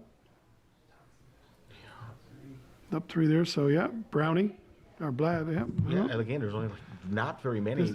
Not a big space between. No, there's really not. There's the next 3 there. So about 600. Yeah, it's tight. It is tight. At your top 6, still, Amy Davis, Amy's been on council out there for a long time. Yes, too, right? absolutely. Yeah. So the top 8 there are all within 50 votes. Yeah. Amy Cody Davis just says now the chair of Municipalities Newfoundland Labrador. Right. Right. So Right. there's some big hitters running Yeah. out there for incumbents and new people. Absolutely. Right. And that's what I said. That'll be an interesting thing to watch. And as I said, if you are interested in that race, once we're off the air here, you can certainly stream onto Rogers Cable in Grand Falls and get the numbers on screen there. Yeah, absolutely. Yeah. Because they're doing the same thing we're doing here. Yeah. Not as good, I'm sure. Well, I'm sure they're doing a great job. Sure they're doing a but, great job, but- Not as attractive, maybe. That's Maybe I don't is know, that what but you they- meant? Yeah, that's what I meant. Yeah, That's all. yeah. So, yeah. Here we go. There's the mayor race. Yeah, they had Barry's pulled away again with some more polls. Yeah. Which is, I mean, a feather in his cap, I think, considering what's going out there. Definitely. But as somebody in the room mentioned earlier, though, if you do combine the other two candidates, it's pretty Right up. tight. It is pretty tight. Yeah. Yeah. So Yeah. kudos to him. He's pulling ahead there a little bit. Yeah, known Barry many years from baseball years ago. And, you know, it's again, it's not easy. It's not easy to be a counselor. It's certainly not easy to be a mayor of a large center, or any center for that matter, but a large center in particular. Yeah. You know, the bigger the town gets, the more pressure it comes on. Always seems like, especially the bigger, well, any town really, you can't please everybody. No. So whenever what you do, you're going to have somebody upset with you. Absolutely. Right. Absolutely. And, you know, you were there. Absolutely.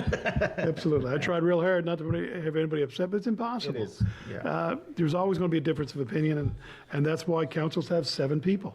Hopefully, equal representation of everybody in the town, and everybody gets their vote, and that's what it's all about. Absolutely. And ultimately, as I was on council, every councillor, I think, without an exception, in their heart, wanted something better for the people of the town. Definitely. Obviously, sometimes we might have been on different ends of the spectrum, but that's what we all wanted.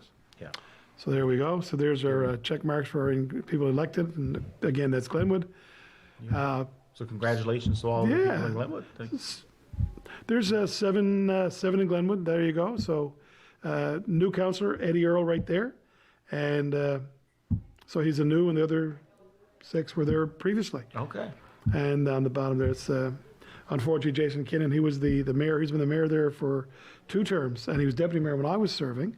Looks like he didn't make it this time, and a new person running, Mark Stinson. So they're on the bottom there. But again, you know, great job to put your name in there again. It's a great thing. And as you said, everybody that runs, no matter where they are and the issues, are running to help the town, for the betterment of the town. I think so. Yeah, I think so, really do believe that's why, you know. Yeah, well, certainly in small towns, you're not doing it for the money.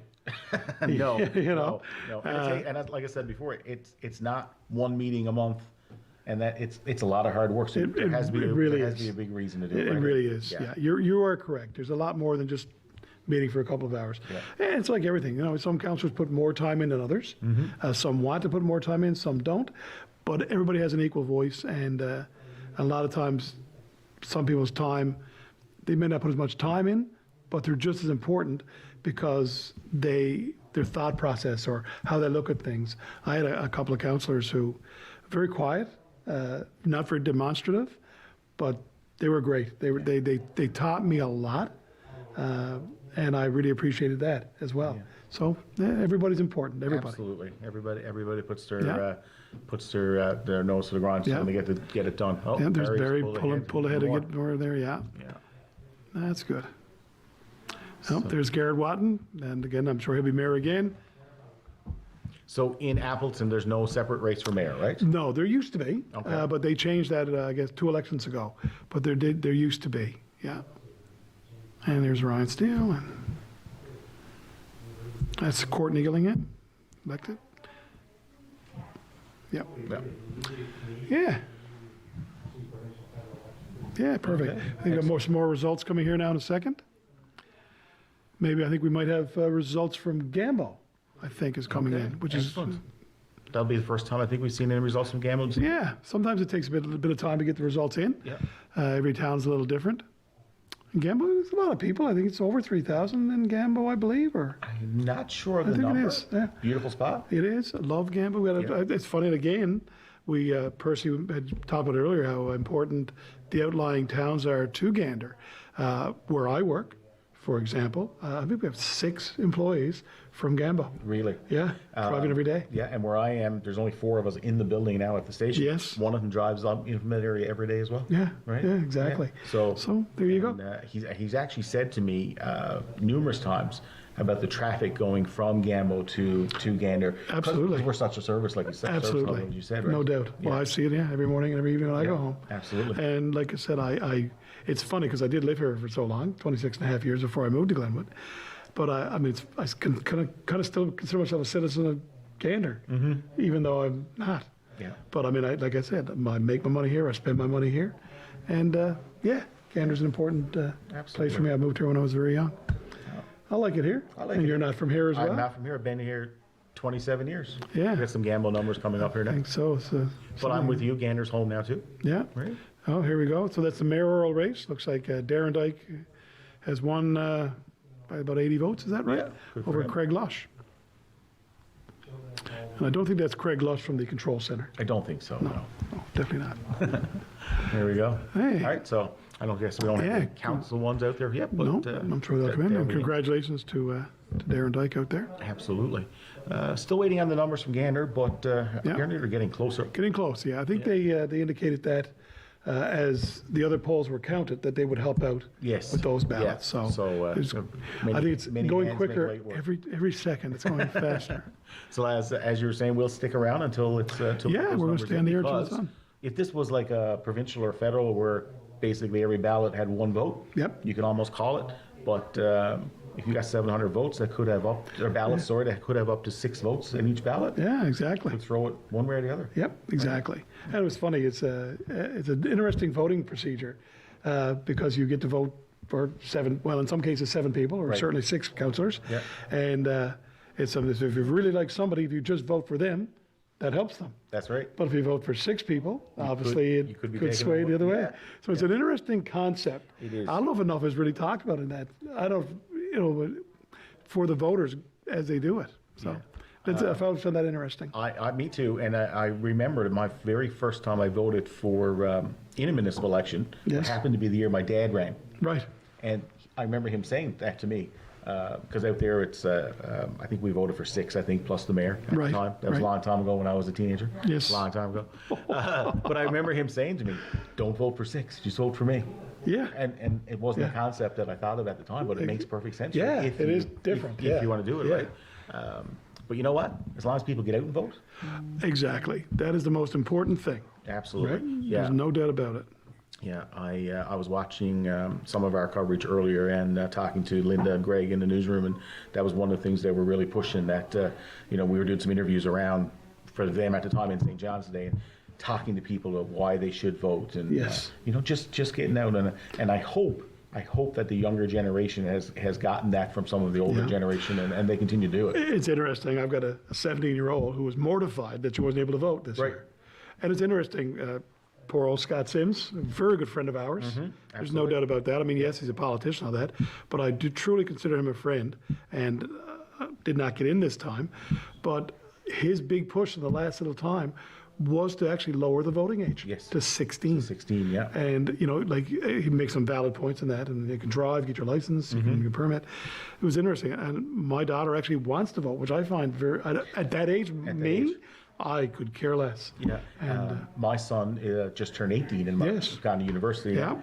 but more informed Yes. about all of the Yeah. issues from federal, provincial, and municipal than I ever was Yeah, at that age. absolutely. Asking hard questions. Yes. Right? Yeah, and socioeconomic questions. Yeah. I have some really interesting conversations with my daughter at times. It's wonderful. Yeah. It really Yeah. is. I think when I was that age, I voted a certain way because that's how mom or dad voted, For sure. right? Absolutely, But no my doubt. son wasn't like that at all. It was he asked hard questions, I had to say. Some more Grand Falls numbers there now. Another poll is in. And again, status quo looks Yeah. similar there. Yeah, For sure. And again, very tight. very. Very But tight. we Up near the saw top the same especially. thing here Same here in- in all of the results. Really. Yeah. Like, there was no real runaways in any of them. Nope. For sure. I'm just kind of looking out over the background there. I think a couple of the either, I don't know if it's incumbents or people are running again, or but Right, yeah. but I do see some people starting to trickle in. So Yeah, there's a bit of activity out there. Yeah. Of course, we're all separated here. yeah, With our absolutely everybody out social there has a distancing. mask on. I see. That's yeah, great to see. for sure. Yeah. the numbers again continue to come in from Grand Falls, Windsor. Yeah. Yeah. So we'll, but a little over half the polls in there now. Okay, apparently we got some Lewisport numbers coming Oh, next. I think fantastic. that'll Be the great. first Yeah, be number interesting to see those as well. Yeah. No, oh, Barry's pulling away there by the looks of it. Yeah. Still a bit early to call that, Yeah. but Especially with three of them. Yeah, And exactly. like I said, so many polls still to come. Yeah, just over half. Yeah. And there's some. Here we go. Here's Lewisport.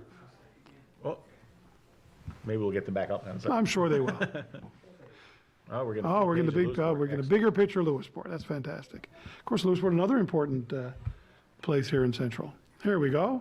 Okay, councillors. So that looks like 6 of the 6 polls in. Brian Hooper. Again, look how close it is. Very tight race Right. there. Yeah. Wow. Yeah, that's incredible.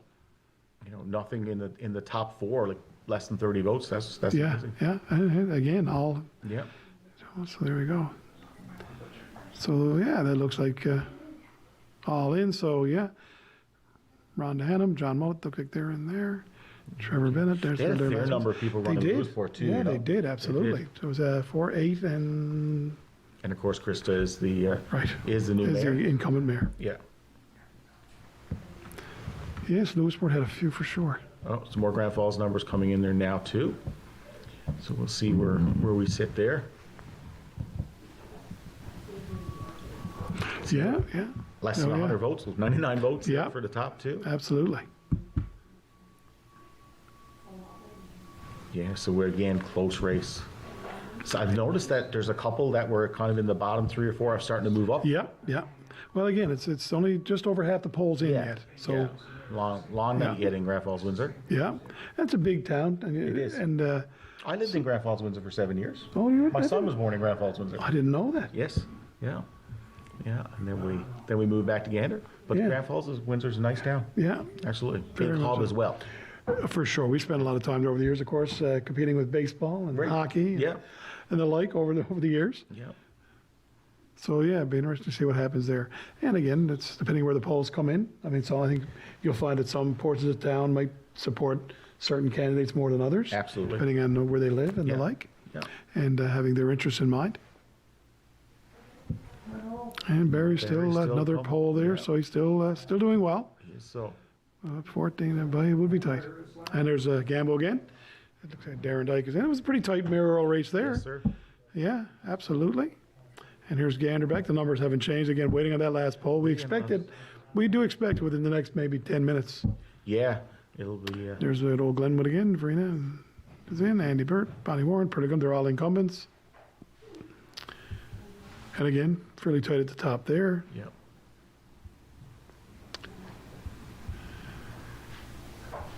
And Waiting for the last poll is the worst, though. I know, I know. And there we go. Eddie Earl, as I said earlier, is a new councillor. Verena has been on council now this year past. And Eddie. So there, again, Julia Earl's dad. Like I said, and again, everybody knows you're. You know? Yeah, absolutely. Yeah. So yeah, we'll just wait. There's a few more people kind of milling around out back Yeah. here. So Yeah. I think Hannah might do some interviews, but I think great. everyone's a little gun shot. Yeah, until the final Until the numbers are in, final is, eh? which is understandable. 100%. It's interesting. It's funny because Julia, she's even has a song about where she grew up in Appleton. So it's an interesting community since I moved there to learn about, because you've got a lot of people who are from Glenwood, but traversed across the river and now lived in Appleton for a while. So Julia considers herself to be from Appleton, but her dad lives in Glenwood now. Right. They left the family home they had in Appleton, moved back to, I think, his original family home was right on the river, and it's actually on Earl's Lane. Right. So even though she considers herself to be from Appleton, her dad is from Glenwood, so it's a very interesting thing. And her mom is from Gander. She's got the whole area covered. Well, actually, Tara Pollitt, the deputy mayor, Right. is her aunt. I didn't know that. I know. I didn't know until only recently, because Julia's mom is a Pollitt from Gander, Frank Pollitt's daughter. So it's all, and that's the wonderful thing about central Newfoundland, the small communities around. If you talk to somebody long enough, you have that. Everybody knows everybody. But Yeah. and Glenwood and Appleton are two beautiful towns. Absolutely, Right. there's no doubt about that. They're beautiful spots to live. I mean, I moved out there now. It's been 15 years, Wow. and we enjoy living there. Yeah. Very much so. The sense of community is great, and it's a nice place. And you're out there and you're living on the water and Yeah, absolutely. Well, you're on the Gander River. I was out there this summer actually, and I don't even know the road. You would probably know more than I would. Took this little road up on, I was out on bike, and up on beautiful beaches. Yeah, absolutely. And like I said, I've been here 27 years and didn't know about these. Yeah, there's some really nice beaches on that side of the river, and on the lake there's a few. Absolutely. Yeah. It's hey, if you're into boating and the outdoors. Like I said, Gander's a great place, and if you just, again, it's only 20 kilometers, and you can go on a bike or a snowmobile for thousands of kilometers. Absolutely. So we're very lucky to live in central Newfoundland, I think. That we are. Absolutely. Which I think is part of the reason why you get so many people that, again, that are running for council and put their name forward, because they just want to do their part to make it that much better. Yeah, for sure. Right? For sure. That's a great thing. Absolutely. Hats off to them. So, no real change in numbers yet. Still waiting, but we'll just chat. We'll just hang out. Just hang around and order a pizza or something. That's it. So where were you from originally, Randy? Pooch Cove. You said that earlier. Yeah. It's interesting because I grew up in St. John's. Right. Moved here when I was 18. Yeah, I moved here when I was 19. Yeah. I make fun of true Ganderites right now around my age. I mean, people that actually were born here, because Gander's only so old. Right. So it's a very interesting dynamic. People stopping. People are waving at us. There you go. That's good. So it is interesting. A lot of people have come to Gander and made Gander their home and get embedded into society. When I moved here, of course, I came here with the teaching at one of the colleges, and back then there was a lot of college students here. Yeah. And a lot of them stuck around. Yeah, right? for sure. So absolutely. And again, like we said, it's a service hub, and we are far enough away from the city. But that's right. Close enough if we want to run in and do something. Exactly. Yeah, it's a great location. It is, There's absolutely. no doubt about that. Yeah. Of course, I mean, every community in Newfoundland is important. They're all wonderful. But you obviously usually have an affinity to the one you're living in. Yeah. Yeah, absolutely. Hannah, she was here obviously with us earlier, and I think she's going to do some stuff now as soon as we get the numbers in. But Hannah was talking about the importance of small business and the airport, and it would be really nice to see that come back to pre-COVID, let's say. Yeah, right? absolutely. And talking to some of the people who are running for councillor, and I think that's going to be one of their top priorities. Yeah, right. For sure. Right. I mean, for sure. I mean, again, the airport that's at a big major renovation, put in the nice new restaurant, and of course, then COVID hits, and it's not just the airport; it's a lot of businesses. I feel for anybody in business. Absolutely. Some businesses have done quite well through COVID. But many have not. So again, that'll be a big thing for all councils to push going forward to help out. And unfortunately, we're getting some COVID in some surrounding areas, so everybody out there should need to be careful. Super careful. Follow the rules. Right. And get your vaccinations. Get your vaccinations. Wear your mask. Sanitize. Yeah, absolutely. And then hopefully we'll get back to somewhat normal soon. Yeah, the sooner the better. I agree. I think for the economy and for mental health, for business, for everything. For everybody. Absolutely. Right. I think that might be some new Grand Falls Windsor numbers now too. We got 18 to 24 in, so we're getting there. A couple more polls. Yeah. Getting up. Won't be long before we can have a look. Still tight near the top. Yeah. We'll see how it drops off now after these first few here. See what the next screen brings us. Yeah, it drops off a little bit there. So again, a trend starting. Yep. You normally do see a trend. Well, we saw it here in Gander tonight, right from the first poll, the top 3 or 4. For sure, absolutely. Yeah, definitely a trend happening there in the Grand Falls Windsor numbers. Okay, we're going to bring up the full page of Grand Falls Windsor now, so we can have a good look. At it. And easier to compare, I think, when you've got 5 or 6 or 7. The full page graphic is great, and great job of the guys in the truck. With there's a lot going on an election night. We did several different graphics, and here we go. Great job. So Mike is out there still. Definitely up there. Yeah, pulled away a little bit from the top. Big lead. None of them are big runaways. No, it's tight, and it gets tight. The next page will show again. It's very tight. So there you go. Here we go. So yeah. But like I said, definitely a trend starting there. And again, with so many people running. It was a crazy amount of people really the people of Grand Falls Windsor had a lot of choices. I don't know how they picked and chose and and that's the thing with only 6 names on the ballot. Right. It's a little different dynamic. Yeah. So again, you're definitely seeing a trend. Definitely. So you're down probably to about 10 people there. Yeah. Yeah. Amy Cody Davis working Yeah. their way back up towards the top there again. Absolutely, yeah. Yeah. Yeah, you're definitely seeing probably a race there, about 8 or 10 people at the top at this that are- point. Yes, absolutely. Yeah, I mean, obviously all the polls are not in, it could change, but at this point with, I mean, 80% of the polls in, chances are those trends are going to continue, but still tight. Very tight. Yeah. I kind of feel, like I said, for the voters, when we were voting in Gander today, it was really hard to leave two out, for lack of a better word. Of course. But then on the total opposite end of it in Grand Falls, Windsor, to only pick max of 6 out of 19. Yeah, difficult. Oh, very difficult. I mean, again, it is great to see so many people interested in running and putting their name forward. Yeah. But you do get to a point where that's a lot of people. There's a lot of people, a lot of messages to get through. Yeah, A lot absolutely. of signs around town. Yeah, Barry's definitely pulling ahead there now. Okay. You see, it's again till all the polls come in, and I guess Grand Falls. I'm not sure if they had a mail-in ballot out there or not. Don't know. I off think the top of my there's head. only. I think Percy mentioned there was There was 10. 10 communities. I actually have a that list. Ooh, let's You check wait, the list. I have a list, because Yeah. now that you said that, I might have to find it. Well, of course, you're very organized, Randy. No. I did print it off because, earlier I was trying to be organized. Yeah. Didn't do all that well at it. But yes, we'll find out if they had a mail-in or not. So we still got some numbers up there. Grand Falls numbers. 19 of 24 polls have reported now. And like I said, I'm going to say that's down to about maybe 8 or 10 people who are definitely trending, and the rest will. I don't know. They had to do awfully well in the last few polls to catch up. Yeah, Grand Falls, Windsor did not have a Okay, mail-in vote. perfect. Gander, obviously, and then the Corner Brook. Some Right. of the bigger cities did, or bigger centers did, but Grand Falls, Windsor did not. Right. Right. That's good. Yeah. So their results, will be finalized soon enough. Yes, absolutely. We might have It- those. I was We just might thinking they'll be 4 hours. They're now at 20 of 24, so they're catching up to us pretty Yeah, quick. absolutely. Yeah. So we'll see how see yeah. how that goes. That's tight there, hey. It is. Yeah, it's tight. That's like I said, within 100 votes, there's the top 6, Yeah. top 5, top 6. Some nervous people though. Well, when you get down to that 6th, 7th, 8th place, Yeah. it can go either way. So these guys here, yeah, it is all wonderful.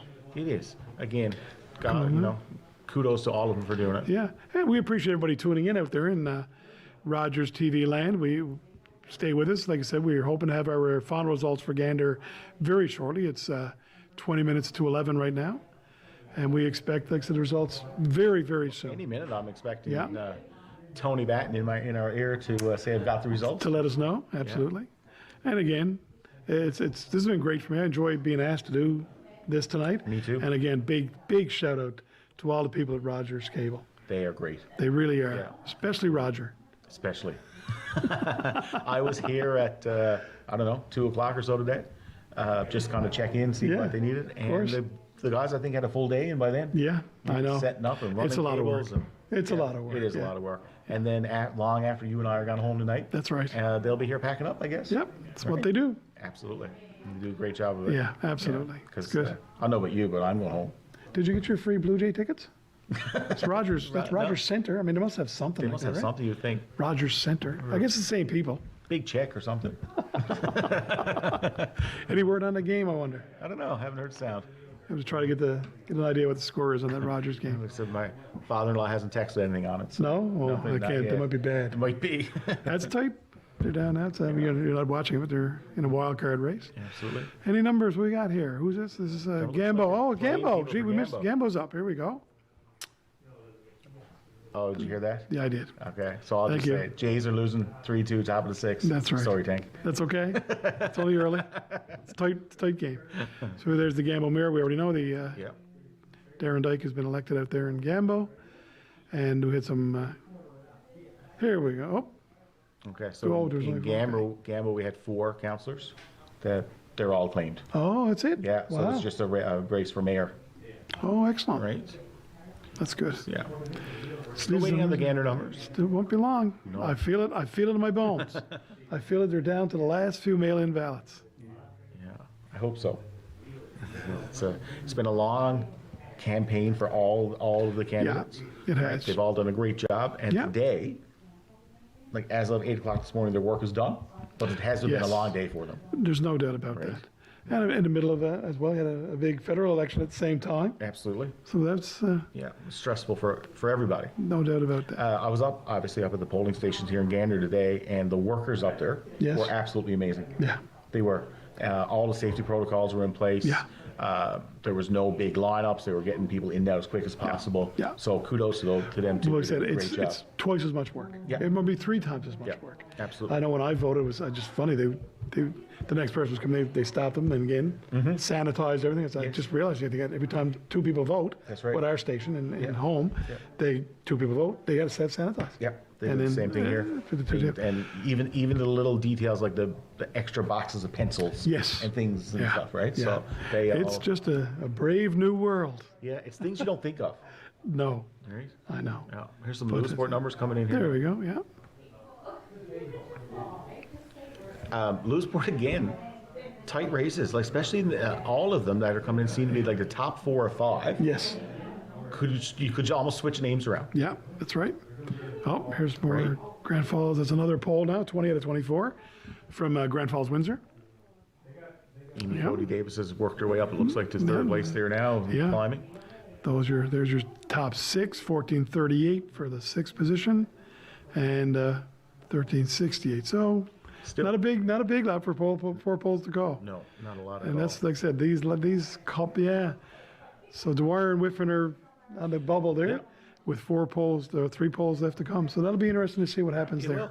Well, up to 21 polls, like you said, you can see where it kind of drops off. Yeah, Right? absolutely. To be expected. And with so many people Oh, running, right. like I said, realistic with only 6 votes on the ballot, you're going to get that top You had 8. to. It was about 10, I think, at one point. Yeah. Looked pretty close, and now it's dropped to about 8. Yeah. So that's down to an 8-person race. Okay, great. All right, so we're An still, update on that. So we're thinking we should have the final ballot for Gander. We're thinking by the top of the hour. yeah. So, yeah. Okay. Perfect. Yeah, before the top of the hour for sure. Yeah. It'll be nice to kind of just wrap it up.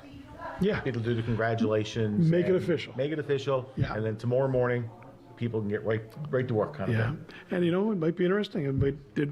Who knows? It It could could change. So Definitely. the water on the beans, as we say in good old Absolutely. Newfoundland. Yeah. Yeah, still, Here's the numbers from Appleton there again. So that's great. Yeah, we got the numbers from the smaller communities. It's so easy. Well, Appleton, yeah. Glenwood, boom, boom, boom, done. done. Yeah. One poll. Yeah. We're actually getting the numbers for Grand Falls Windsor faster than I expected too, with 24 polls. Yeah, But that's coming up that's very good to see. quickly. Yeah. Yeah, I think that it all comes down to the caliber of the workers and having a lot of them. Yes. And again, people who are up there at it are involved in the community. They want to help out. And, Exactly. right? So it's not that. It really helps to have the right people in the job. It is. And again, it's a lot of work. It is a lot of work. You know, Yeah. it's easy enough for the voters. Great, you have to vote. It's wonderful. You should vote. As I always say, if you don't vote, you don't complain. Yeah. If you vote, you certainly can go in and talk to your councillors, talk to the councillors you voted for, and put your issues forward to get some resolutions. But if you don't vote, Yeah. you don't really have the right to do that. That's one of the things I've always noticed about, Gander in particular, because that's where I live. But I'm guessing most of the towns, in the province, if you have an issue, it's so easy to get in contact with the mayor or the yes, councillor. absolutely. Grand Falls Windsor at 21 of 24 polls.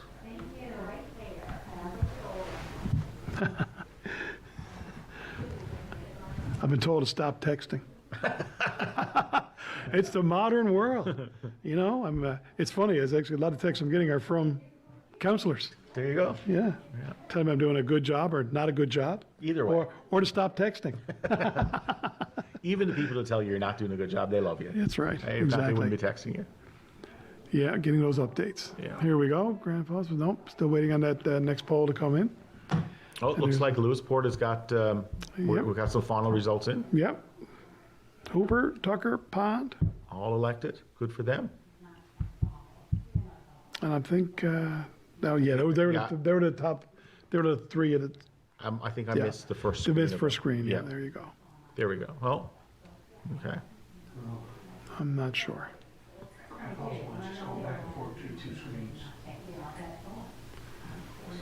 Yeah, I think they maybe just not. I think maybe not checked. Right. Open, yeah. Check the Lewisport. Patrice Alton.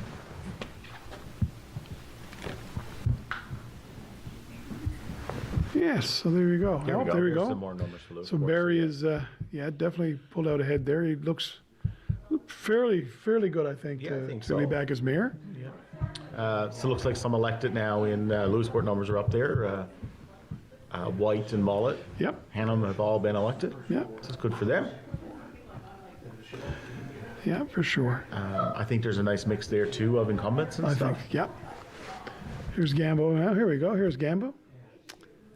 Campbell's got some. Yeah, four again, good all councillors, acclaim there. claims, yeah. Yep.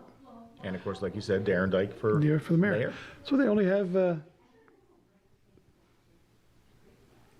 they only had 5 people I guess so. in Gambo, I guess, Yeah. by the looks of it. I don't know. That's a good question.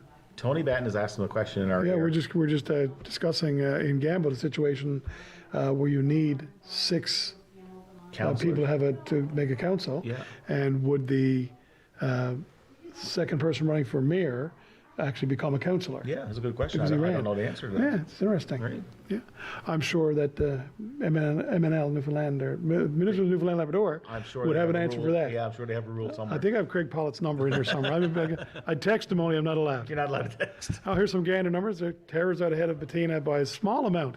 Yeah. So that's interesting to see. Both very popular. All the councillors are very popular. popular. In everybody, I think everybody's well known. Yeah. And but again, it was interesting that again we talked about it earlier, how you see a lot of the councillors at a lot of the events, but I think every single event that I've been at over the last while, Tara's been at every single one. Absolutely. You know. They all 3. I don't mean to kind of pick out the women, but all 3 are really strong.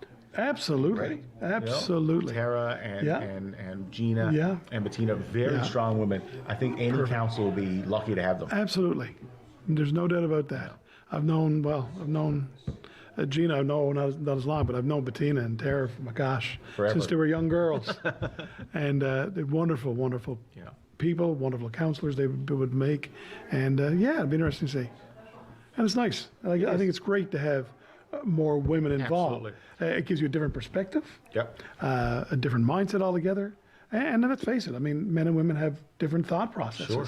And in, I know in my life, the women usually have a better thought process than I. I know that it could change either way, but if we went with the results of there now, the top 6, Yeah. what a great mix. Oh, absolutely, for sure. Right? Yeah, for sure. Wilson and Pat were there with the experience. Yes. Sheldon there, business person, raring to go, learn something exactly. A new. new counselor. New counselor. Fresh new counselor. Fresh, yeah, absolutely. Yeah. Be a great because, mix of people. I said Bettina had served previously, of course. Yeah. As well as Wilson. Yeah. And there you go. It's funny, the Eddie Earl up there. That's great. New councillor in Glenwood. So 6 incumbents back in. And I mentioned earlier about Glenn Gillingham. He's been 30 years a councillor. And so that's great to see out home. And 30 years, that's a big commitment. Hey? it's amazing obviously, to me. it's, you want to be, you must love what you're doing. It is for sure. I think it's over 30 years. Yeah. But it's great. It also gives you continuity. Sure. Because I know when I got on as mayor, we were all new except for Glenn. So That has to be hard. yeah, it was difficult. So it was nice to have that continuity. And as Percy mentioned earlier as well, the town clerks, the town workers, they're so important because they really truly are the continuity in any town. Councillors can come and go. Some stay longer, some do not. But, the administration usually stays pretty stable. I was actually listening to a couple of people on Open Line this morning, and they were talking about because I mentioned to Zane earlier about it, and to you about Yes. advice to give new councillors, and one of the people actually did mention that the workers you learn from them just as much as you learn from your fellow councillors. Right? They know what's going on in town. They're the people you go to for any issues. They're the people you go to learn new things. So I don't think we can say enough good about them. No, for sure. Looks like Grand Falls Windsor only has 2 polls left. Yeah, down to the wire there. And your prediction may be right. We might have Grand Falls Windsor in before Gander. Yeah, I know. Yeah, well, yeah, they're close. They are getting there now.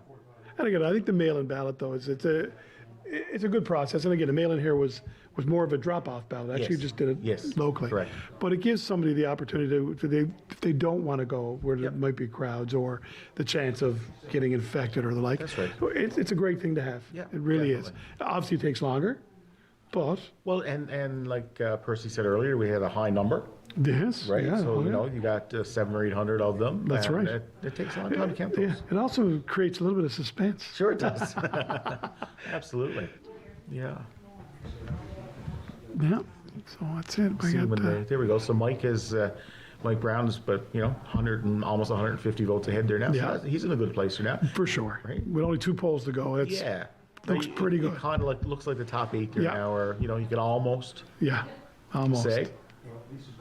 Yeah, down there now you got, well, yeah, there's only, 29 votes between the 6th and 7th. How many? Okay. So we're getting an update from the town that Yeah. they're saying just a couple minutes now. Just a few more minutes. So the race is on between Gander and Grand Falls Windsor, as always. Always in competition, those two communities, for Always. sure. Look at Barry Manuel's yeah. moved ahead a fair bit there Yeah, now, over yeah. 400 votes. I think we could call that one like they do on the wanna do CBC that? sometimes. You call it. I'm not calling it. No, I'm not going to call it either. Well, we could. We could. All right, let's call Barry Manuel. Barry Manuel, we're going to Barry's in. Okay. Yeah, perfect, thanks. All right. So yeah. So look at Tara should be. Well, they're all proud. Don't get me wrong. Oh, my but God. Tara had the highest number of votes in the last election. Yeah, yeah. And if she stays where she is now to come back and do that twice, that's a big accomplishment. It is a big accomplishment, and it goes well to the job she's doing. Absolutely. So, Yeah. that means the people are satisfied with the job she's doing and showing so by voting for her. Yeah, And definitely. again, look at Bettina. I mean, a very, very strong showing. And again, And Tina, if you didn't know, you'd think she's a brand new counselor, but she's had 2 terms, I believe. that's right. 20 years It ago. was 20 years ago. 20 years I know, ago. yeah, it's amazing. I was going to say when I first met her, but I've known her longer than that. Yeah, Right? absolutely. Gina Brown, of course. Yeah. Well known. Very well known, and she does some Rogers Cable stuff She as does. well, and wonderful on air. Yeah. Rogers TV. Rogers TV. Yeah. Wilson Hoff, who has been, I can't remember how many terms, but he was on there for a while. I think too. he did 2 terms, I believe. can't remember. Person may have said. Yeah, maybe. So Yeah. he'll bring back, if he stays where he is now, bring back Yeah. some experience. That's right. And maybe a different perspective after being away for a few years and come back again, Of course. right? There's Pat, and like I said, right now, again, this can This could change. go either way.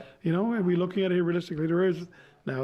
You're talking about 172 votes Right. between 6th and 7th here, but with 800 votes to be counted, You don't know. you just don't know. But it'll be interesting, and we'll know very, very shortly. So we're going to stick with the Gander screen. Here's the main screen. So when the results are available, we'll get them right away. And so you out there with Rogers TV watching us will be the first to know. Definitely. That's still 3-2 for the Yankees in the bottom of 6th, I hear. Sorry. It's okay. It's only the bottom 6, 3-2. We're good. Good shape. Apparently, from what I don't watch it, but apparently the Jays have been playing well. They've been doing well. Yeah. If it hadn't been for some bad pitching earlier in the year from the bullpen, they'd be in really good shape. But it's fun to watch. They're a young team, and they're having a lot of fun, which is great. It's like watching kids, almost like kids playing. That's what it's like. Excellent. They're having so much fun. So that's different. In absolutely. professional sports, you don't always see that. No, you do not. Which is great. Yeah. We're close. I feel it. Randy, I feel it. We're close. The suspense is like I getting know. there now, right? I tell you, I'm very curious to see what's going to happen because the race between Tara and Bettina is. I got excited. So I know. I thought the screen changed. I thought we had it. This race has been tight since Right the from the first get-go. poll. Yeah. Yeah. I think in the very first poll, Bettina was ahead, and then Yeah. after that they swapped and they've stayed right there. I think Yeah. number 1 and 2 pretty much all night. So close. Yeah, it's amazing. Really close. Yeah.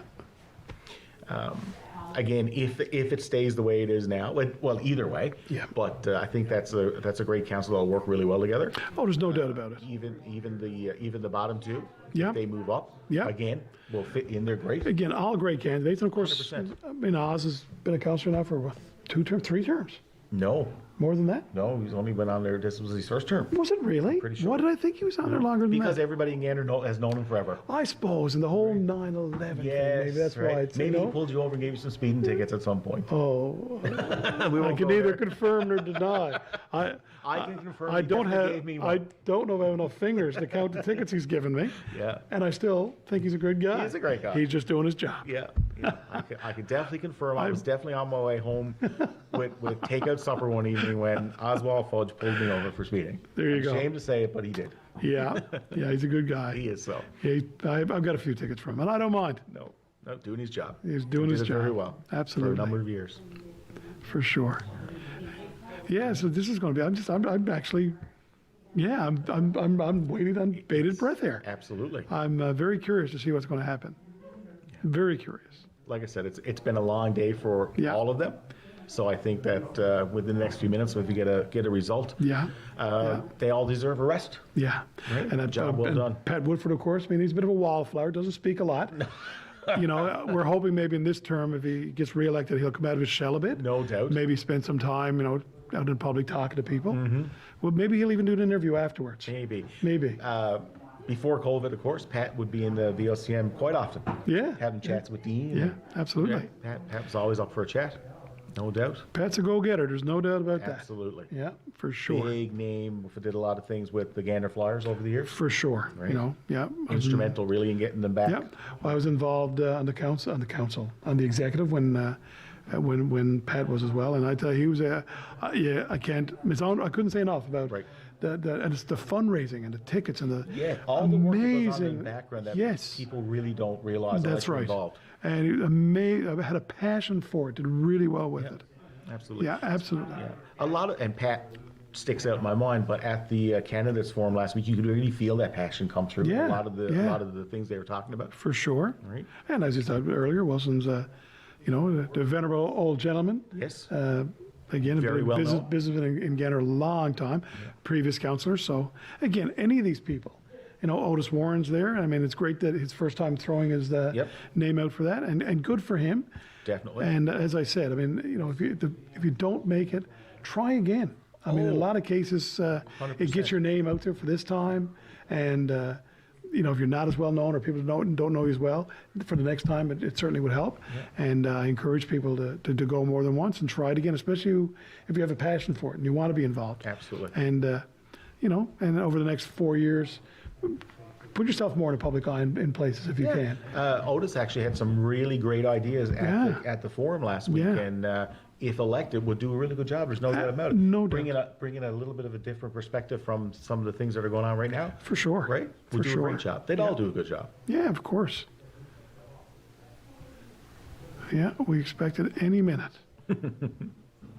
How's Grand Falls doing, I wonder? I don't know. See if we get on the bottom graphic, hopefully now shortly we'll see if we get an update there as well. Because was also a very tight and interesting race as well in Grand Falls, Windsor.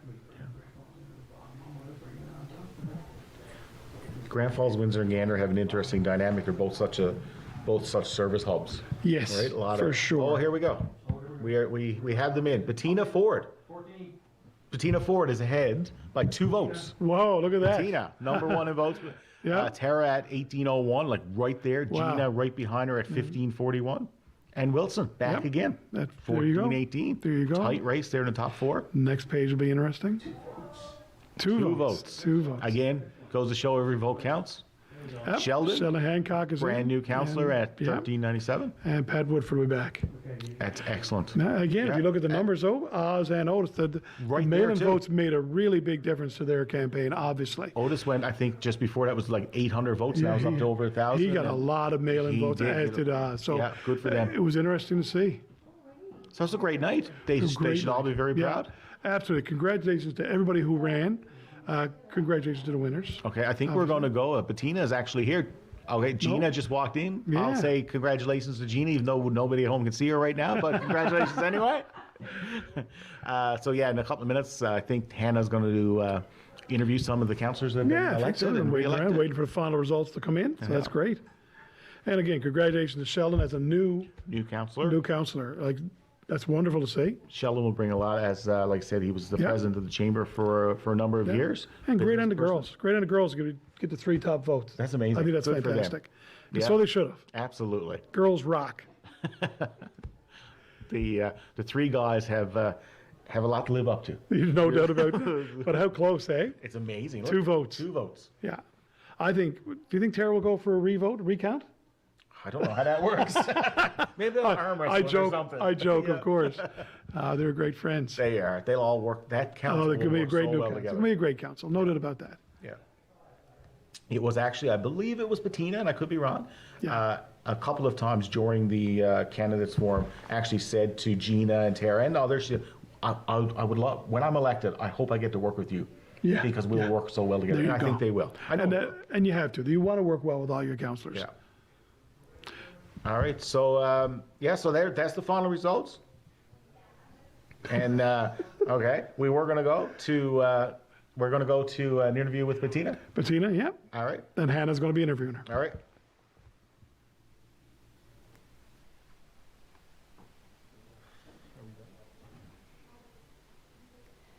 All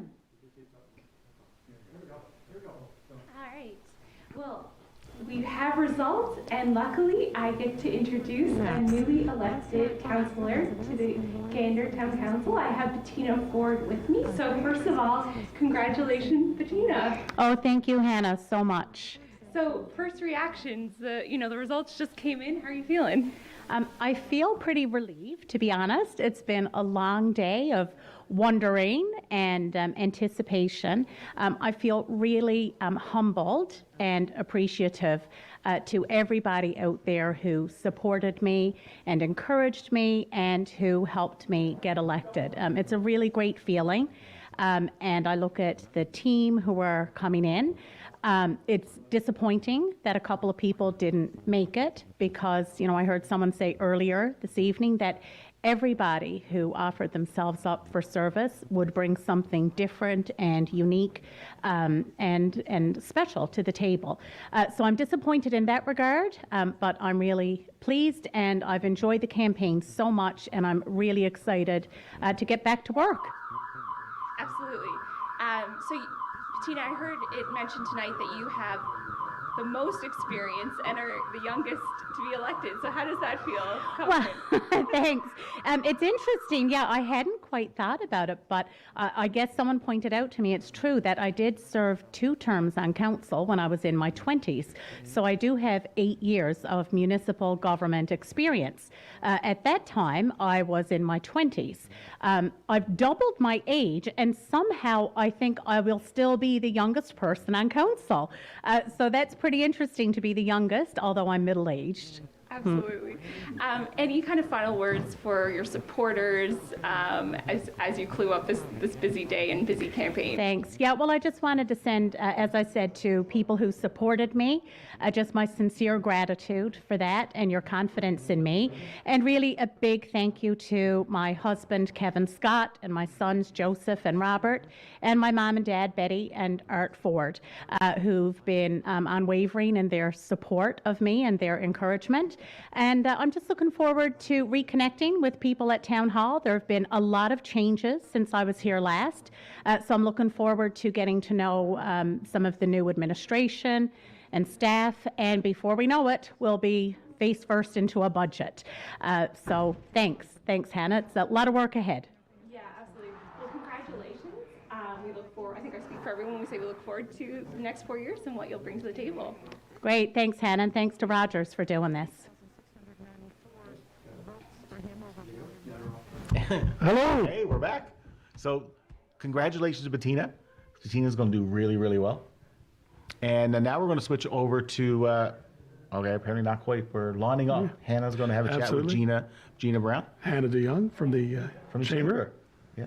She does a great job. She was great earlier. When she hosts the candidates forum, Yeah. it runs so smooth. Excellent. Yeah, she does a really, really good job. So Bettina comes ahead by 2 votes. 2 votes. That's amazing. Yeah.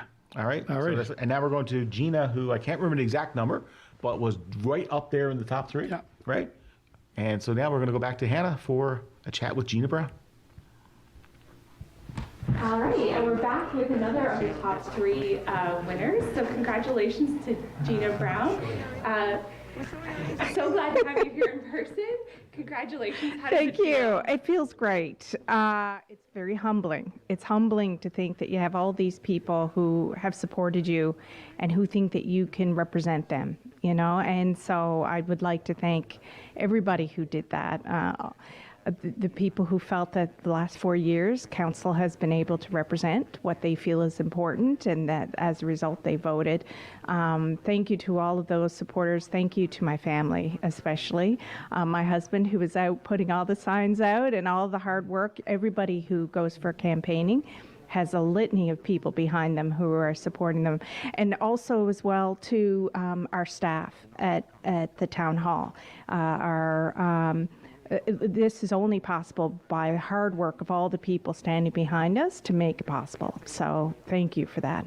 Absolutely. So, Gina, it came up in the debate about gender equity, and obviously there were strong women candidates running. How does it feel to be one of the three women that will make that balance with council? I think it's fabulous. I can't speak highly enough for the women that are going to be standing next to me.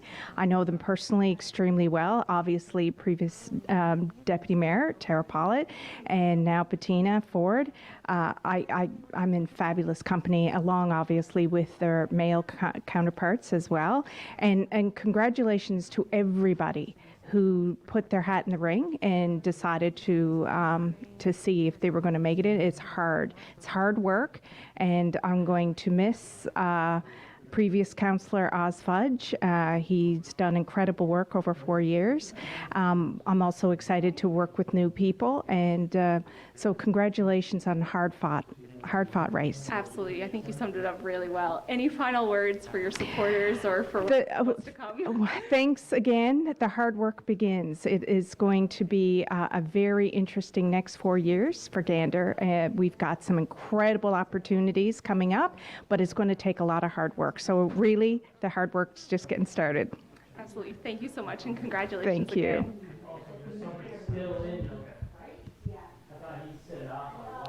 Great. Thanks, Hannah, very much for another interview there with one of our new councillors, a previous councillor, re-elected, Gina Brown.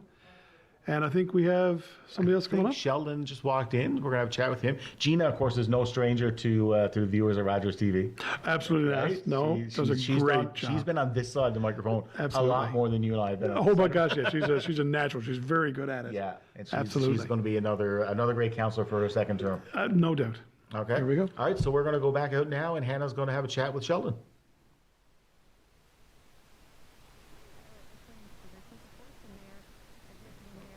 All right, so now I have with me Sheldon Hancock, newly elected town councillor.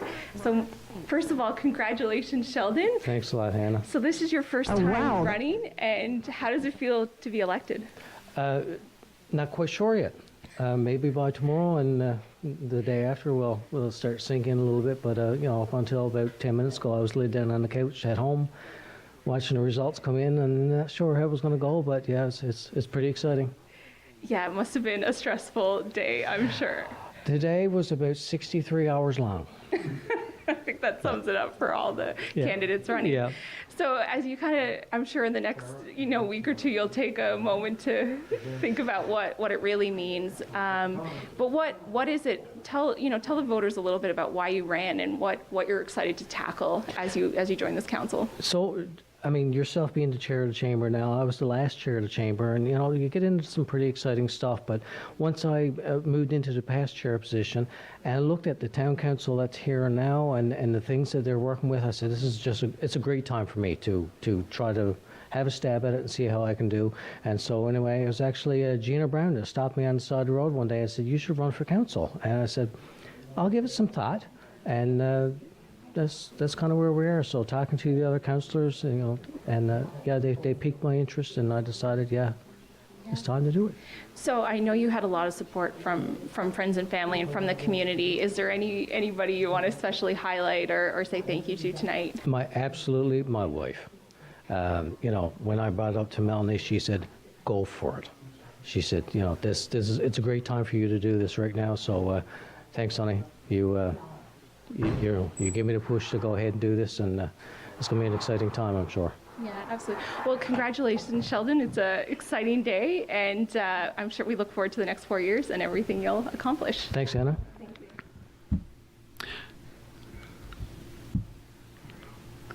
That's one excited fella there, hey? Good for him. Great job. He's worked really hard. He's campaigned hard, right? He's going to bring a lot, I think, to the council as a small business owner and past president of the chamber. For sure. There's no doubt about it. I mean, like I said, I've known Sheldon now quite a few years. A super engaging, personable fella. Absolutely. So that's wonderful. Yeah, very happy to be here. So we've, Tara Pollitt just walked in. Yeah, so Tara's we're going to chat with Tara in a few minutes. Yeah. Tara, like, 2 votes. I know. Right. I know. That's but it's crazy. still great to see that race. It is. It Love is. Tara. So. Yeah, so we're going to go have a chat now with, Hannah's going to have chats over with Tara. Yeah. You take it away.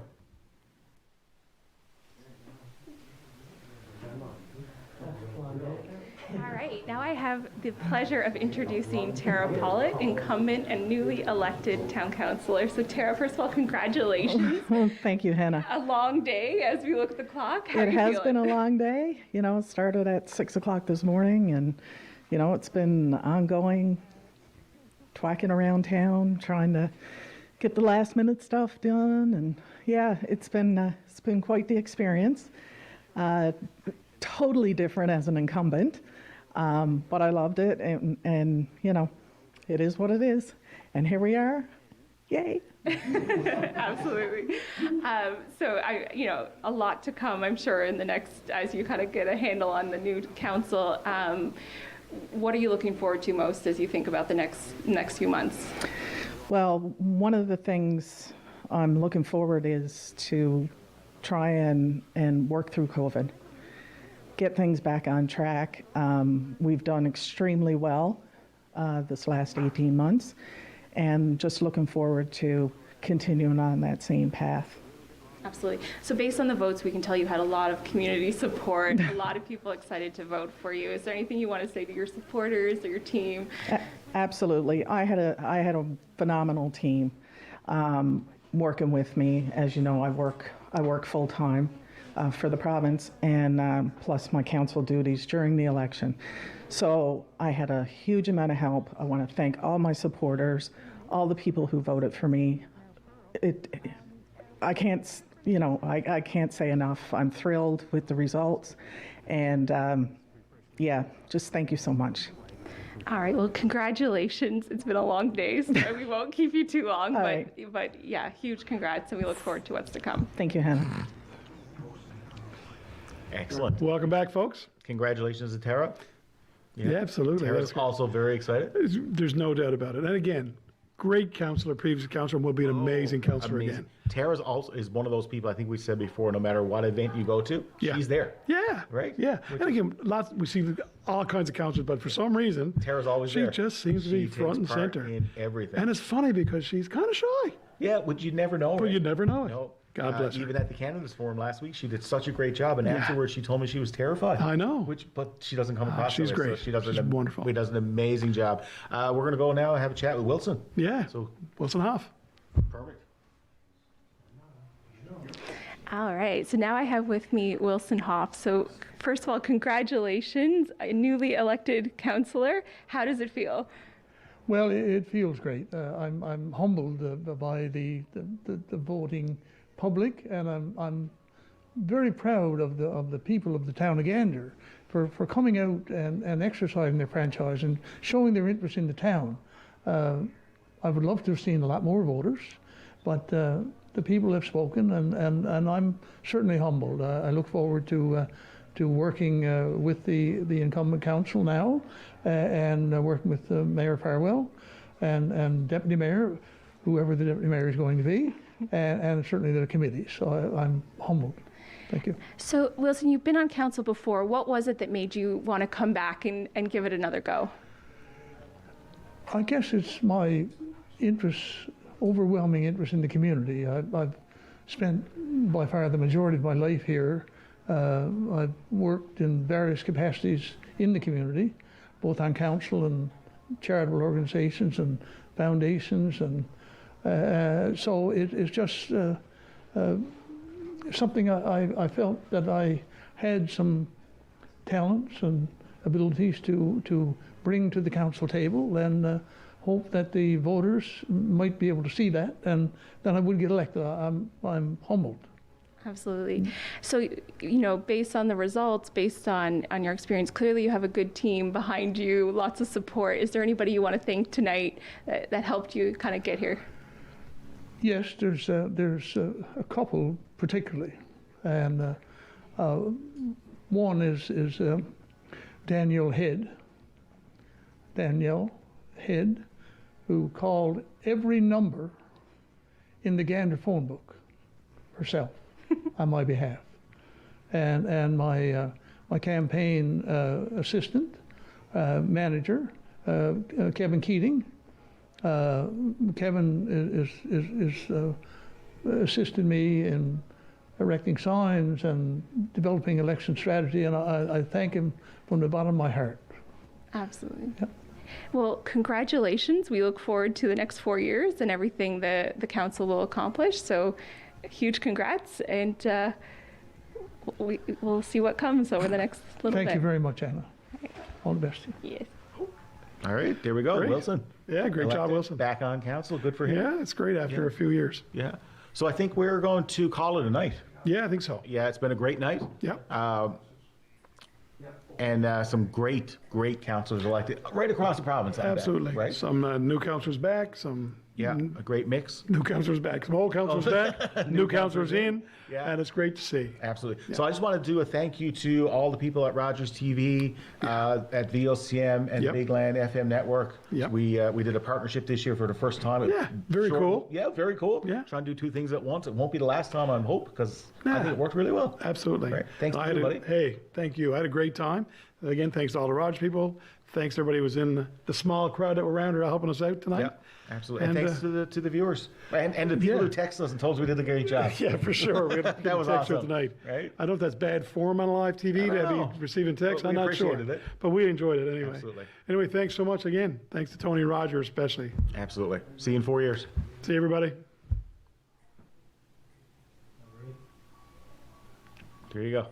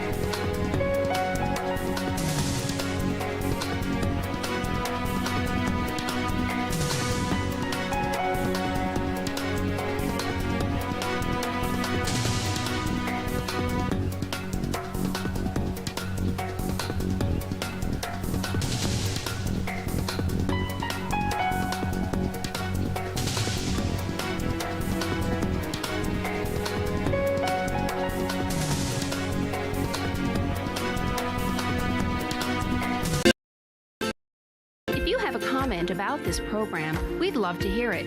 Email or call us, or send us your feedback through social media.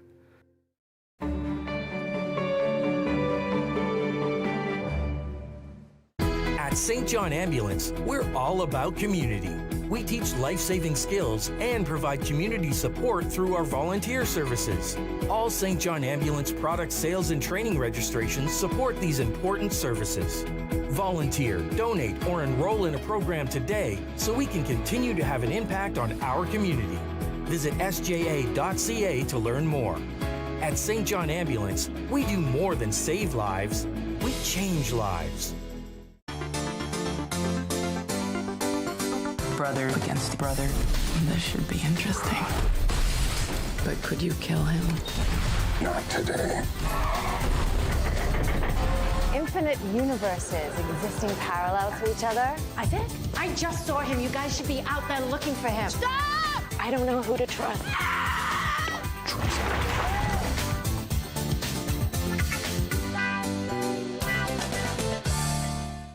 It isn't the heavy trays that make the job difficult, or the fast pace you need to keep up. It's not working another double because someone called in sick. What makes the job tough is the moment you realize a customer has had enough, and you have to make that decision not to overserve. Refusing service isn't personal, it's the law. We know it's not easy, but we're counting on you to keep us all safe. Thank you, servers, for doing the tough job.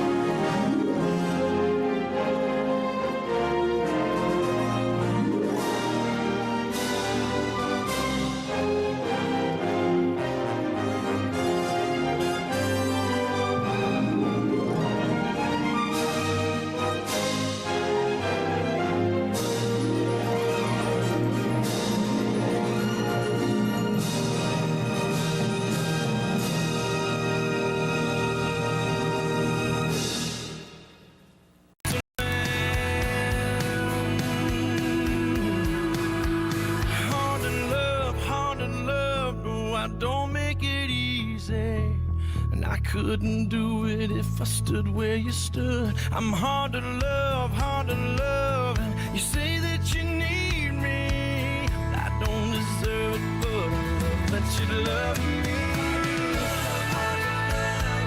Don't make it easy. Well, I couldn't do it if I stood where you stood. I'm hard to love, and you say that you need me. Well, I don't deserve it, but I love that you love me, girl. You love me, girl.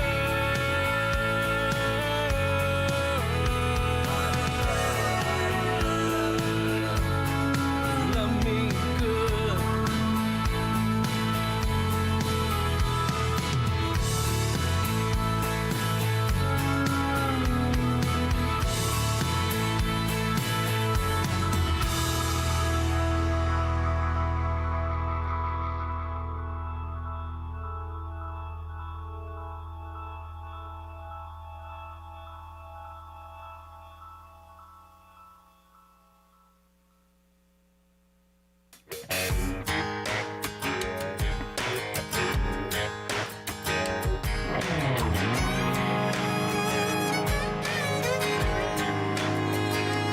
If it's Monday morning, 7 a.m., I'll be sitting at the same red light.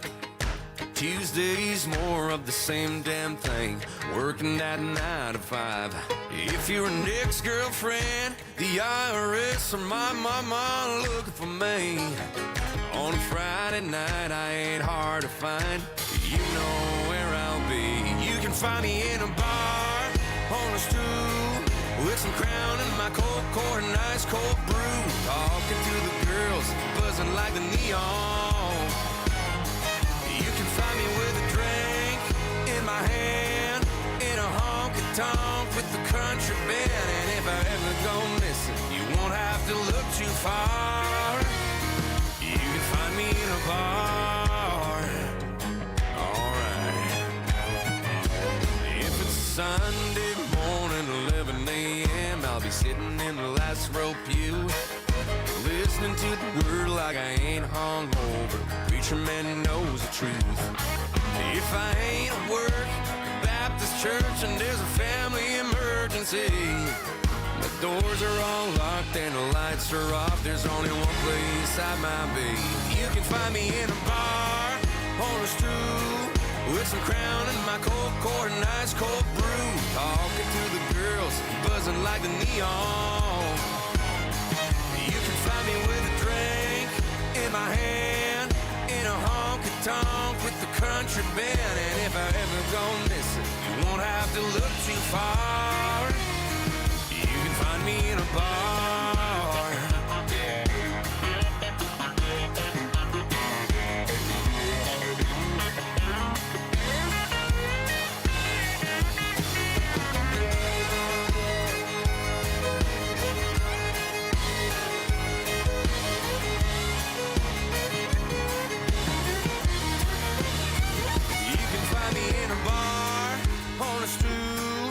Some Crown and my cold core and ice cold brew, talking to the girls and buzzing like the neon.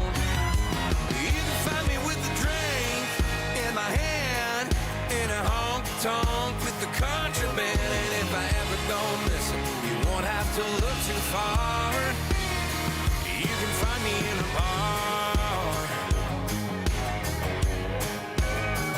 You can find me in a bar.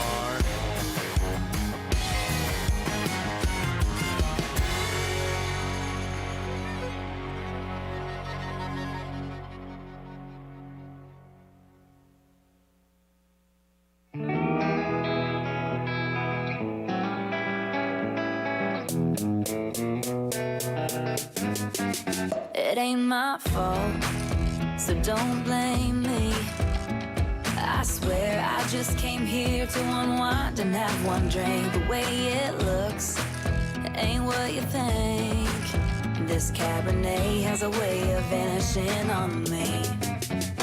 There's a hole in the bottle, leaking all this wine. It's already empty, it ain't even supper time. Honey, no, I don't miss it. In fact, it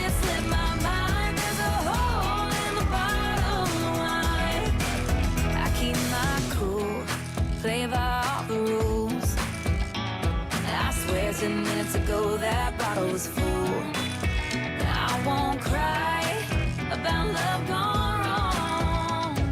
'Cause tears would water down this ruby red I'm sipping on. There's a hole in the bottle, leaking all this wine. It's already empty, it ain't even set for time. Honey, no, I don't miss it. In fact, it slipped my mind. There's a hole in the bottle of wine. Oh, yeah.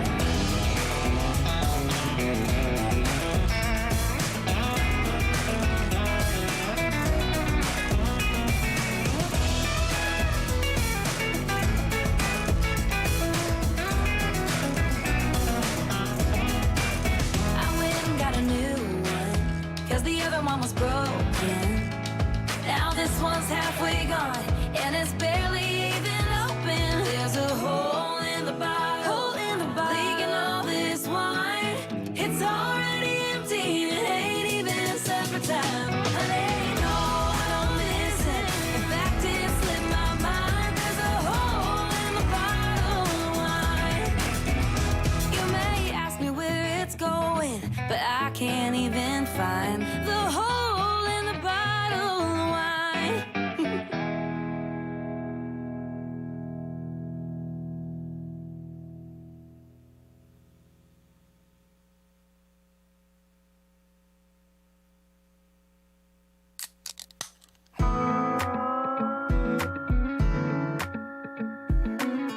Firewood crackle in the fall air, red dirt playing on the radio, Big Dipper hanging high up there, breathe in the backwoods and let it go. I ain't never been to church going type, can't quote much past 3:16, even though it's a Friday night. Church found me sitting here drinking beer, talking God, amen, killing time, living life with some down home friends. When the world's gone crazy, man, it all makes sense. Sitting here drinking beer, talking God, amen, amen. Tell 'em, boys. Yeah, baby. Got a thanking for a little piece of dirt, little piece of mind from a cold one. Got a country angel I don't deserve, the kind that you never let go of. I don't know what heaven looks like, no, I don't think anybody does. If it's like down here, up there tonight, and there's folks like us sitting here drinking beer, talking God, amen, killing time, living life with some down home friends. When the world's gone crazy, man, it all makes sense. Sitting here drinking beer, talking God, amen, amen, talking God, amen. I don't know what heaven looks like and who the hell does. If it's like down here, up there tonight, there's folks like us sitting here drinking beer, talking God, amen, killing time, living life with some down home friends. Sitting here drinking beer, talking God, amen, killing time, living life with some down home friends. When the world's gone crazy, man, it all makes sense. Sitting here drinking beer, talking God, amen, talking God, amen. Sitting here drinking beer, talking God, amen.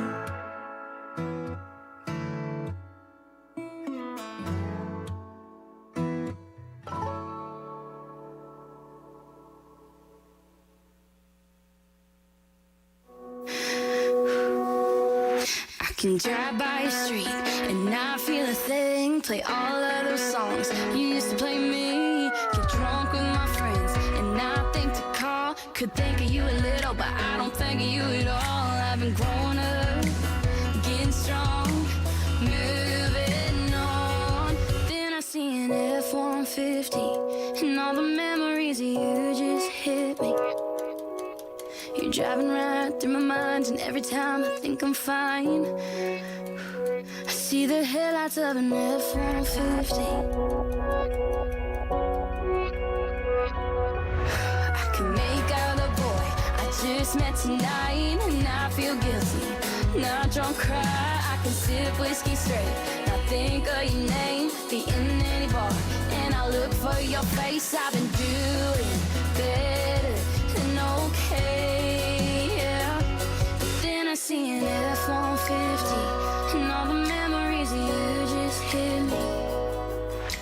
You're driving right through my mind, and every time I think I'm fine, I see the headlights of an F-150. But it's not even your F-150. Oh, let me tell you what it is. It's the driving, the late nights, the tailgates, and the bonfires. Slowing down, growing up, making love, it all sneaks back up. Maybe soon it won't sneak back up. When I see an F-150, and all the memories of you won't hit me. You'll be moving on with your life, and I'll be moving on mine, and I'll be fine. When I see an F-150, and all the memories of you won't hit me. You'll be moving on with your life, and I'll be moving on mine. I'll be actually fine when I see an F-150. I don't even notice all those F-150s. I've been making myself new memories. At the drive-ins and late nights, the tailgates and the bonfires. Yeah, I'll be slowing down, growing up, making love, but it won't be us, no. When I see an F-150, I'll take back what it took from me.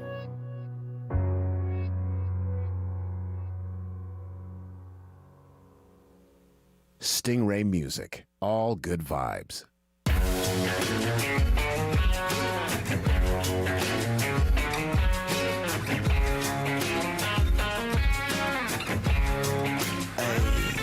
My girl is banging, she's solo maintenance. Don't need no champagne, poppin' entertainment. Take her to Wendy's, can't keep her off me. She wanna dip me like them fries in